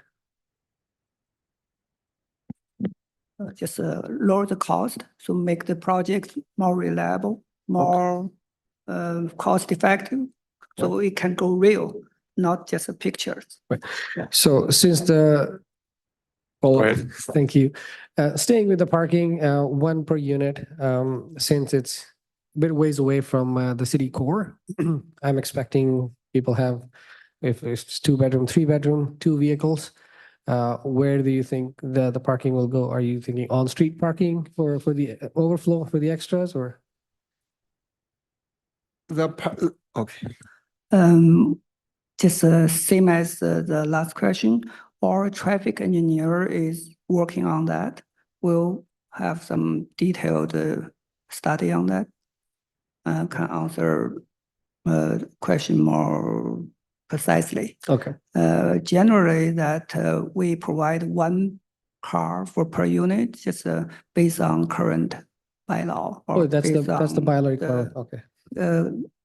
Discussion with the city of planning department. And if I could just follow up to Councilor Gore's line of questioning here, that I'm not sure that's enough. Just so I mean, we're going to get a staff report here, but at the same time, when Councilor Gore is getting only one per rental unit, then if you have any guests over, the street parking, I am already familiar with that area. Unless you do massive improvements on Industrial Way and Greg, I can't see any street parking even being identified in that area. I walk it all the time. So, but anyways, that's for you guys to work out anyways. And so. Yes, it's we think about that is as we not assign the parking to each unit. It's shared parking. Right. So that's how we maybe have more space. As out there, maybe a lot of family with no car as the aging population. So that's we will have the more space. So that's shared parking. I will comment a little bit on that. The aging population may have been 10 years ago. I can let you know the new trend that's happening in Parksville. Our demographics are changing rapidly now. Because we have some realistic, good, high-paying job employers in town. They're located in the Parksville area and so forth. But we also have been identified as a area that people are working in Nanaimo. Young families are working, young people are working in Nanaimo and they're living in Parksville. They're choosing Parksville to be their place to live. And it's due to the fact that we now have housing options to them. So there's a large amount of people, young, not just seniors, the young people that are commuting into Nanaimo to work, and they're coming back to Parksville for the work in Nanaimo, live and play in Parksville. So it's changing slightly, just to let you know. And because I know the apartments that we have already, I've checked with the owners and the developers on that. I'm asking constantly, who's your tenants? Where are they from? And what are their ages? And what are you attracting with this development? And I'm blown away by the amount of individuals that are not seniors anymore. They're actually choosing Parksville to live. And finally, they have options in Parksville. So just caution you on that. I like your idea, second, 2 and 3 bedroom places. That's great because it allows families anyways to do exactly that. So, thank you. Thank you for comment. Yeah, keep that in mind anyways, if you. Councillor Gore, go ahead. Thank you, Mayor. In case anyone doesn't have a question. Can you speak to some of the common spaces in the development where people can mingle, like any gathering spaces within this development? Because it's in the OCP is still a planned neighborhood. So is there a common space within there that people can gather?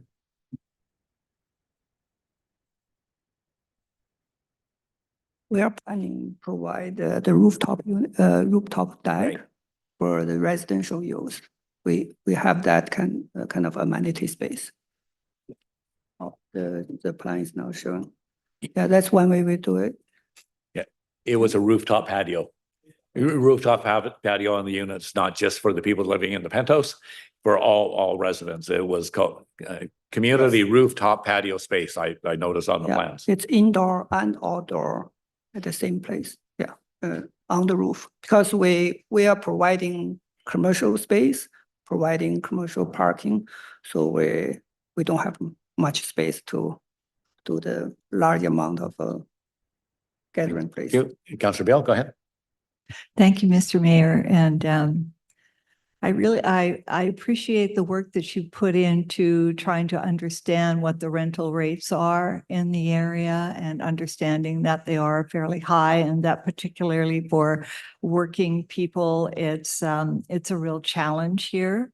But I'll be honest, that being said, this doesn't seem like the right location for what you're proposing. I'm concerned about at this time anyway. I'm just really concerned that the density is too much for that particular location. As our mayor mentioned, at present, the way the road configuration is there with that hill, and I know that area very well as well, and the road to the industrial park and so on, that I just cannot imagine something of this size and this density and having commercial space as well. We did recently approve some commercial space a little further along and on the other side of the road, and also adjacent to that. So it's an area that already had some commercial space in one of them, and it's very level and it's adjacent to the resort drive. And, I can imagine people traveling there and a little more and the ease of traffic circulation is such, but I'm concerned that that would be a real problem in the particular location that you happen to have. There are other things about this. So I love the variety of apartment sizes is appealing. And again, the woods construction, but I'm just concerned that it's not the right location, certainly not at this time. Mr. Zhao, go ahead. Yeah, thank you, council is, I know there are 3 rental building in the 1350 Island Highway East. So that's, and also the commercial over there. We, I think it's not competed with each other over there, as on the east side, cross the English River. So that's we don't have enough residential, and that area need development. And then also over there, a lot of industrial land that's for the future development. So that's why we choose that area. And also, that's not the we see in the very density residential area. It's away from there. So that's will have it scatter the population. That's we consider this location. Yes, and I note that the comments is usually higher density means lower rents. And it's economies of scale, and that's part of it. You have higher density because economies of scale means you can actually charge less rent. If you have less units type of thing, you have to charge higher rent to pay for your costs. It's a trade-off, I recognize. Any other comments for the delegation at this point? I see no further comments, fellas. Thank you very much. The Director of Planning will come forth with his report following right now. You're welcome to stay. But anyways, thank you for your presentation.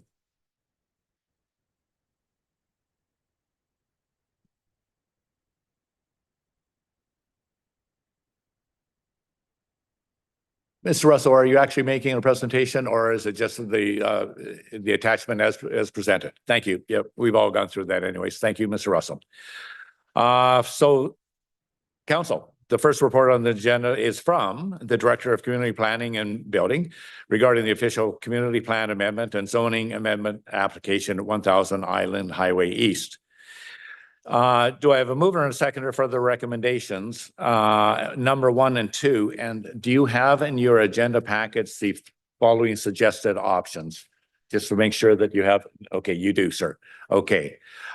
So what I'm suggesting is that we look at, it's 1 and 2, not 1 or 2. Is that correct? Option 1 and 2, not 1 or 2. If I may, Mayor, so in the report, there's the first 2 items in the and then there's option 1 or option 2. Or option 2. Yeah.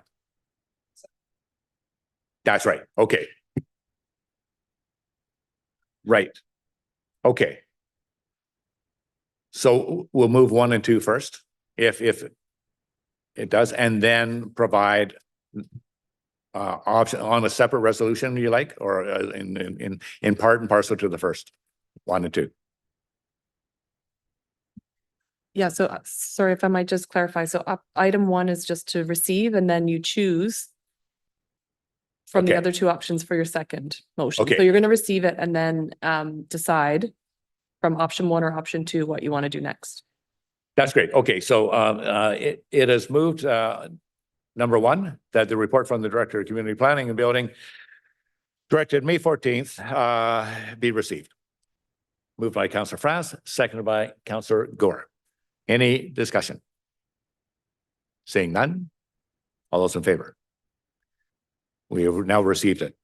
Do I have a mover seconder for the recommendation that Council select 1 addendum resolution from the 2 options provided in the analysis section of this report, which includes option 1, I'm going to read it out because it's a little different format. That option 1 being that prior to the introduction of the official community plan amendment bylaw and zoning and development application bylaw, amendment bylaw for the proposal, the applicant provide an opportunity for public engagement, such as a developer hosted public open house, and provide comments received to the community planning and building department for subsequent introduction to council. In part 2 of that same option, that council, having considered section 475 and 476 of the Local Government Act, pardon me, provide an opportunity for consultation with the Ministry of Transportation and Transit, the Regional District of Nanaimo, the Agricultural Land Commission, and School District 69 through a referral of the application file number 3360-PZN053. Water break.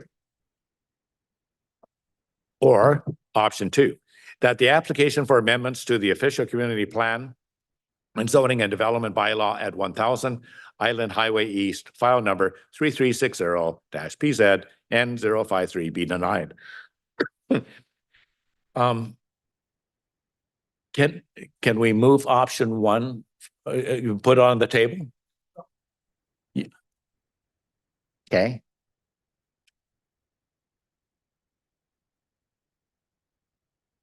Okay. Moved by Councillor Gore, seconded by Councillor Beal to go for option 2 to deny.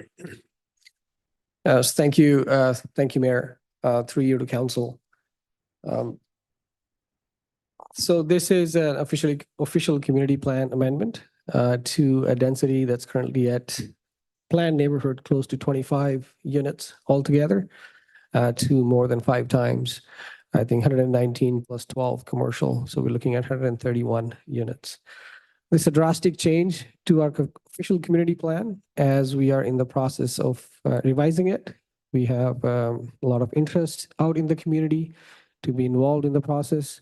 So to me, that's a big deviation from the plan and a big change right before we start revising the official plan.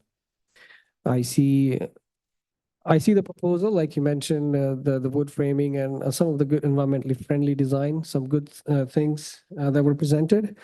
But to me, the change is drastic to the official plan. I'm not in support of that. Thank you. Councillor Beal, you seconded the mic. Thank you, Mr. Mayor. And yes, I'm also not in support of this for a number of reasons. And again, as Councillor Gore mentioned, the request is for a density of 5 times that which is allowed for in the OCP. And I just think it's not in the public interest at this time. I also feel that it's not compatible with surrounding land uses. This is immediately adjacent to an area of the RDN that is extremely rural. We have farms there and the like. And I think the timing of this proposal has a lot to do with the challenges. Perhaps at a later date down the road, something like this would in fact be appropriate. I really can't say, but at this point in time, I just do not think that this is the right location for something like this. I will also add that our community has seen quite a few apartment buildings built of late, and I'm not saying that that hasn't satisfied a need, and I don't know if AI has completely satisfied it. I don't know how full they are. I appreciate that you seem to be going after a slightly lower cost, which is really admirable. But what we also see is a real need for residences that appeal to families that have, some ground-oriented family type dwellings. And I don't see anything like that here. So for all of those reasons, I can't support this. I do support the denial. Sorry, I can't support the application. Yeah, I'm speaking for myself. I don't support the denial at this time. I would like at least for the developer to engage, as option 1 said, engage as a public engagement with the public, and also, most importantly, to provide consultation with the Ministry of Transport and Transit and the RDN and the Agricultural Land Commission and the School District 69 through a referral application. I would like to know what that looks like, what those traffic plans and so forth. I have a lot of concerns as well for the development, which we can certainly address at a later time. This is just to have the developer at this time prepare and give us another report with full documentation to planning. Then planning can make the necessary recommendations and so forth as to the everything else that is of concern to us. So I would at least like to have that information. So I'm not supporting the denial this time. Councillor Fraz, go ahead. Thank you. Through the mayor to council, I'm in agreement with the mayor. I'm not going to deny them at this point because I don't think they would have any direction of what they should be doing other than that. So if they get to an open house and get some traffic studies underway and hear back from the community, regardless of how it goes, if it goes forward or doesn't, it gives them some direction of then what needs to change or what position they're in, because they sounds like they don't fully understand the traffic impacts right now, and there are some concerns with it that they need to figure out. And like I say, if they were denied at this point, what do they come back with? They would just be taking another shot in the dark. At least if they hear back from the community, they get some guidance of what the community would like to see and what kind of changes they might need to adjust to tweak it, and where to go from there. So I'm more in support of getting the public input and giving them some direction. Councillor Wood, go ahead. Thank you, Mayor. I think it's too much of a departure from our OCP, and so I will support the motion on the table. Thanks. Second comment, go ahead. Thank you, Mr. Mayor. And I'd just like to add that generally speaking, I like to move something forward because in fact, then we get to, that community input, et cetera.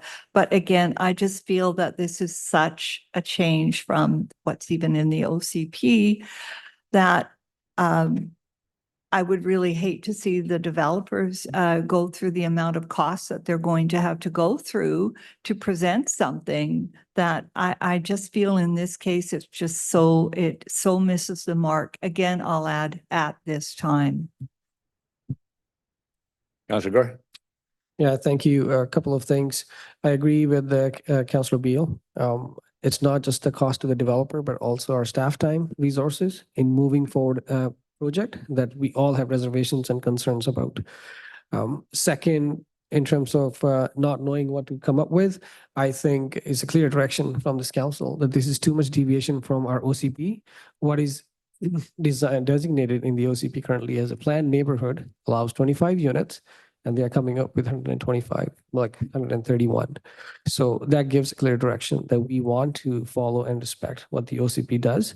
So something in line with the OCP is what the direction is from this council. Very clear. Thank you. Well, it's not from this council, it's from some members of council. To be clear. Yeah, but recognize fully that any property owner to the fee simple law has the right to develop their property. They have that absolute right. And that's what this owner of this property has proposed at this time. To deny this application, I think it would behoove us to those individuals that are not in approval of this to be more specific, to ask, I would like to see the following, to give instead of. Councillor Gore said, no, we'll stick to the OCP.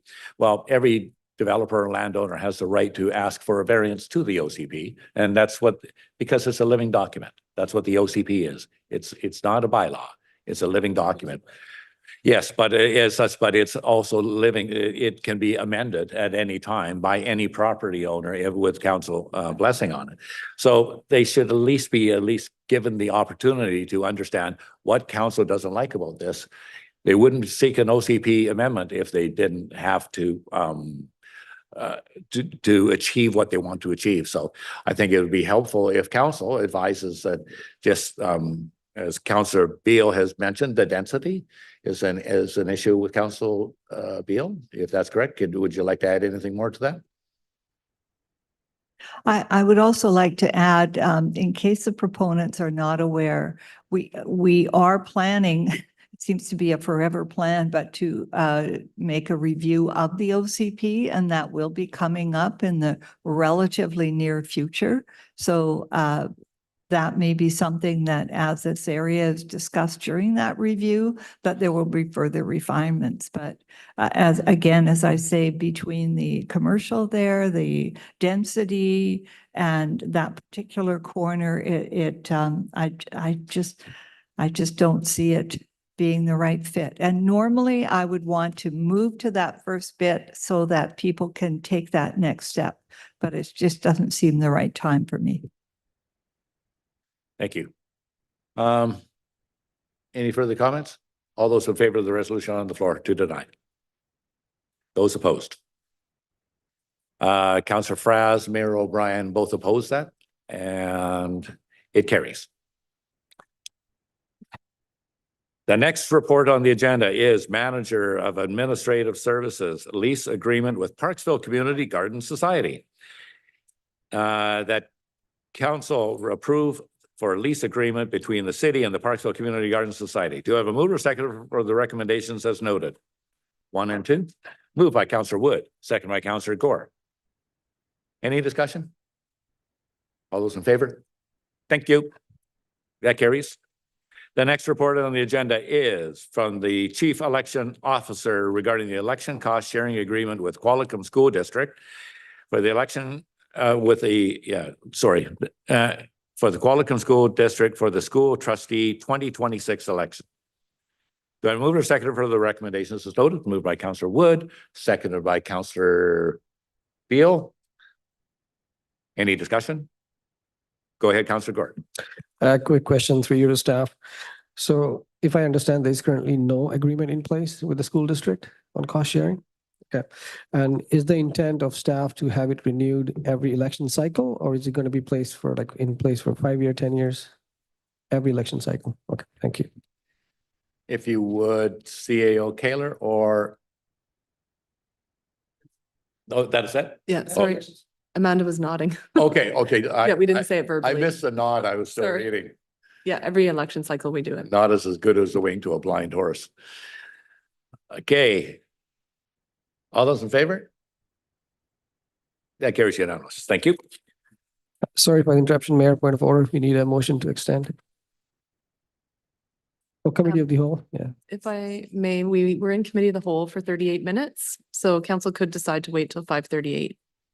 5:30 to extend. Okay, let's go. Let's roll. We have next the from the CAO regarding the UBCM resolutions and meetings with provincial ministers to seek council direction on request to meet with the provincial ministers on the submission of resolutions for consideration at the UBCM convention. Do I move or second for the recommendation? Moved by Councillor Beal, seconded by Councillor Wood. Any discussion? All those in favor? Thank you. We're good. We're carried. Not good. We have one motion from a previous meeting. Councillor Beal, could you introduce your motion, please? Thank you, Mr. Mayor. And the motion, which is, the wording is slightly different from the notice of motion, but it's a recommendation that as part of the upcoming OCP review, council directs staff to include public engagement and a technical review of section 10.3 temporary use permits with consideration of expanded land use designations where a temporary use permit application is permitted. Thank you. Seconded by Councillor Gore. Any discussion? Okay. Do you want to speak to it? Well, if it's needed, if that's clear, but I'll just speak. I have Go ahead, prepared a little go ahead. something. Okay, so the thing is that temporary use permits provide flexibility to accommodate short-term or transitional uses that can benefit the community without requiring permanent rezoning. And they may be used to support community-serving initiatives, special events, pilot projects, and adaptive use of underutilized institutional lands. So my original motion, notice of motion, focused on lands that are zoned P2, which includes churches. However, in discussion with staff, I have broadened the request to have this included in the OCP review rather than in the immediate.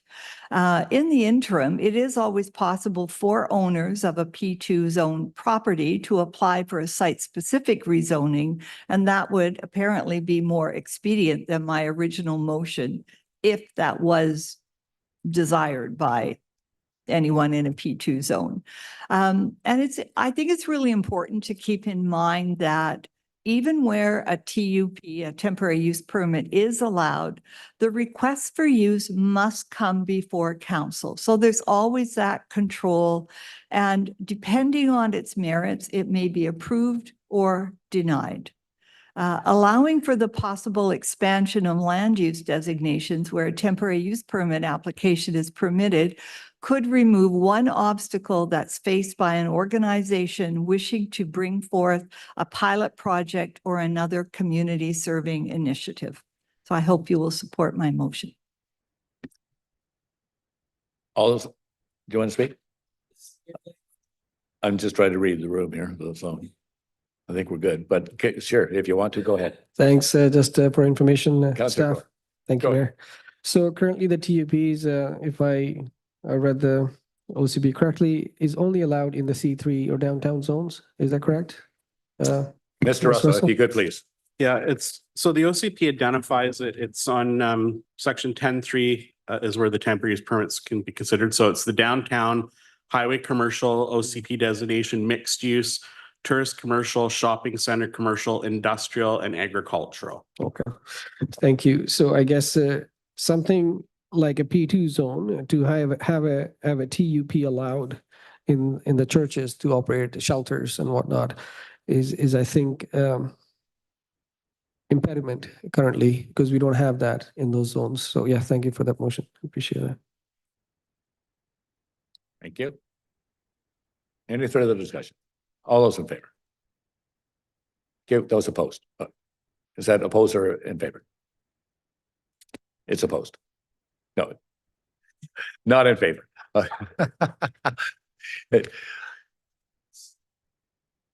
You're in favor. Thank you. Okay, that's unanimous. Carries. Thank you. Another notice of motion from Mayor O'Brien regarding a zoning amendment to prohibit drive-throughs.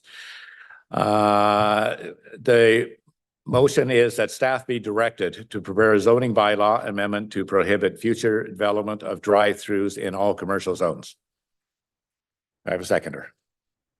Seconded by Councillor Gore. Thank you. Speaking to this anyways, we've run into situations on drive-throughs being located in areas that had adverse effects onto the neighboring properties to it. Point of order. Oh, yes. Can I get some clarification? Because I understood this was a notice of motion. It's down as a notice of motion, so I think it just brings it forward and then, no? No, our. Oh, sorry, in lieu of notice, Yeah. pardon me. I was reading too quickly. My apologies. Thanks. You interrupted my flow. Thanks. Yeah, my drive-through flow. I would stop that drive-through. So my point being is that it has been to adverse effect on the neighborhoods where they are. Councillor Gore may be able to speak to that, seeing he's in one. But at the same time, there's a lot of commercial property still along, unfortunately, we call it the strip anyways, that actually back onto residential areas as well. And I'm worried that the drive-throughs are going to be not received favorably by those neighborhoods that they're affecting, as well as it's just environmentally unsound as far as I'm concerned. It's those constant, the engines are running constantly. We have idle free zones and so forth. And yet in many of the drive-throughs, we have a constant flow of vehicles with their engines running, creating GHGs, you know, that will never be recovered. So I'm not in favor of that, and I would like to propose that at this particular time. Councillor Gore, you seconded. If you can comment further as you wish. Yes, thank you, Mayor. Thank you for bringing this forward.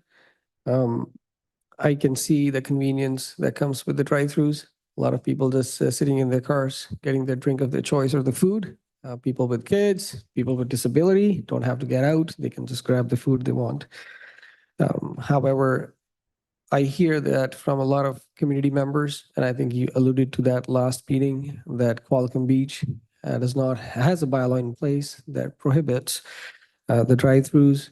And yes, drive-throughs add convenience and options. However, they also take away the small town feel that we associate with Oceanside. That's, you know, I think the reason why Qualicum Beach has it in place, it works well.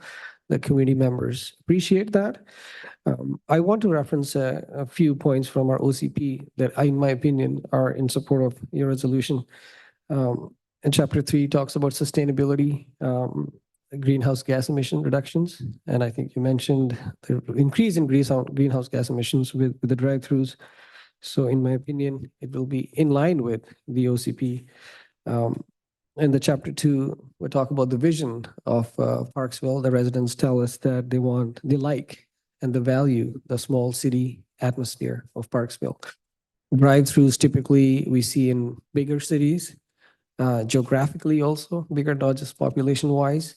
So there's adequate separation between commercial zones and residential. We are constrained in that way. I live very close to the highway. I happen to be very close to a 24 hours drive-through just across the street. I do not like that, and I don't think a lot of people do.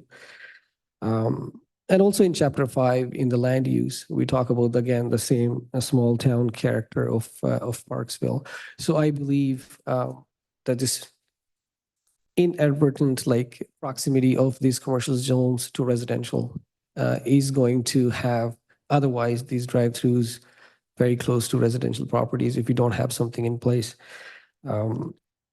Also, in my opinion, the drive-throughs are creating more of car dependent communities. We talk about Parksville, we say active transportation, we want to encourage walkability. So in my opinion, that goes against those goals as well. So I appreciate you bringing this forward. I support your resolution, your motion as presented. I do have a question, 2 questions for staff in terms of timeline. I know you folks are overwhelmed with work. When can we see some readings of this bylaw come to this council? Would that be next council likely? Okay, I hear the nod. And the second is, the motion says all commercial zones. Does it mean CD zones are exempt? CD zones may be commercial zones where commercial uses are permitted in said CD zone. Yes, and thanks for that, Councilor Gordon. And just to be clear, this is not to prevent any applications that are already in place. That this is to prevent if it was put through once the bylaw is done, but not to affect any that are already in place in the process. So this is not retroactive. So it would be for future only. Any other questions, comments? Question, Councilor Wood. Thank you, Mayor. I think I mean, I haven't had a lot of complaints in my email over the term, but I think I appreciate where the complaints are coming from. I would be in support of motions that more speak to noise from the order box. For instance, if you want to supersize something, or headlights, can we mitigate the lights from that? Can we mitigate the queue for the traffic? I would be much more in support of us mitigating those specific items instead of a blanket ban on drive-throughs. From my understanding, it's up to 70% of a business's revenue comes from those drive-throughs. To me, that sounds like they're relatively popular. Having a couple of kids, I've gone through one specific drive-through lots and lots and lots of times when you didn't want to pull the kid out of the car and bring a diaper bag with you and try to order and sit in there and make a mess for them to clean up. Usually we would leave the table relatively clean, but I would be much more in favor of speaking to specific concerns that we hear about drive-throughs than a blanket ban. So I can't be in support of this, but I do hear where it's coming from. Thanks. Councilor Beal, go ahead. Thank you, Mr. Mayor. And I've actually given this quite a lot of thought, and I have shifted my position as well. And that originally it would have been, I would just as soon not have any drive-throughs. And on some level, I'd say that's still fairly true. But if I really think about it, the problems come from some of those things that Councillor Wood has mentioned. And I wonder if if those were addressed in a way that we could regulate, would that eliminate most, if not all, of the issues, the negative issues that we see with drive-throughs? I'm thinking about, and one of them being the hours of operation. Is there some way that we could maybe limit that so that they're not after 10 o'clock or whatever that magic quitting time for scheduling staff is? Light, I've certainly been aware of issues with light.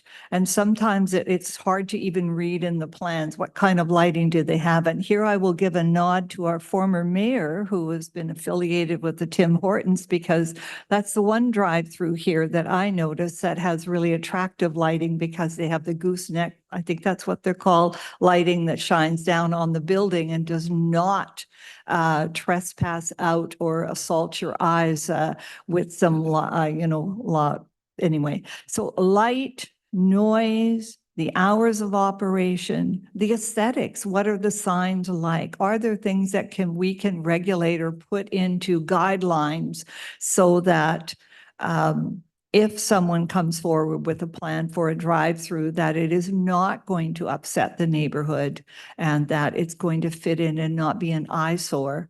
And including, yes, lights of cars that are driving around it. And so for those reasons, that is more the direction that I would like to see council going in terms of drafting a tighter regulations for drive-throughs so that they're more of an asset to the community. And also picking up on Councillor Wood's comment that the amount of revenue that this does bring for a business, that also speaks to me that, how viable are businesses who have these and do they need these?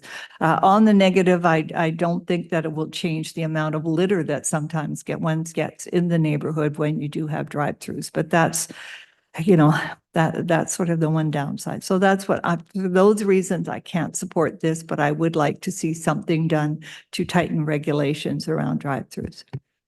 Right, thank you. And that wouldn't work in this particular case because the community group that's approached me, that I'm merely representing my community, were more concerned about from the climate action. They said, as Councillor Gore pointed out, it's in your OCP that you take a climate action remedies to reduce GHGs, and that is the reason for it. So I'm just, as far as it goes, one way or the other, I am indifferent. I don't use drive-throughs, but that's just me. But they're not going to affect me one way or the other. So on behalf of the community group, I'm just trying to represent my community. So go ahead, Councillor Gordon.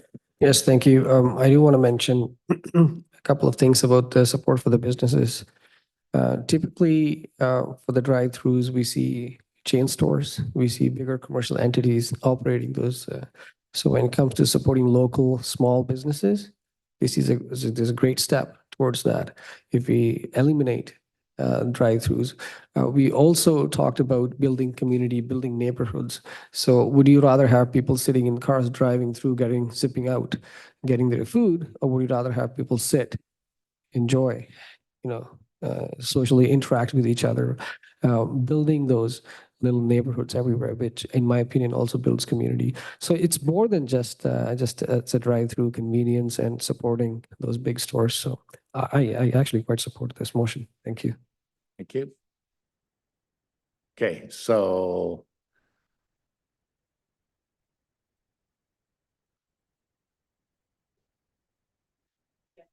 I know I'm calling the question right now. All those in favor of the motion on the floor? That's what I was afraid is going to happen. All those opposed?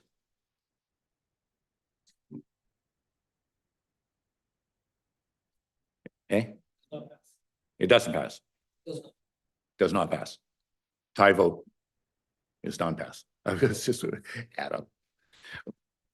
Go ahead, destroy the planet. Go ahead, Mary.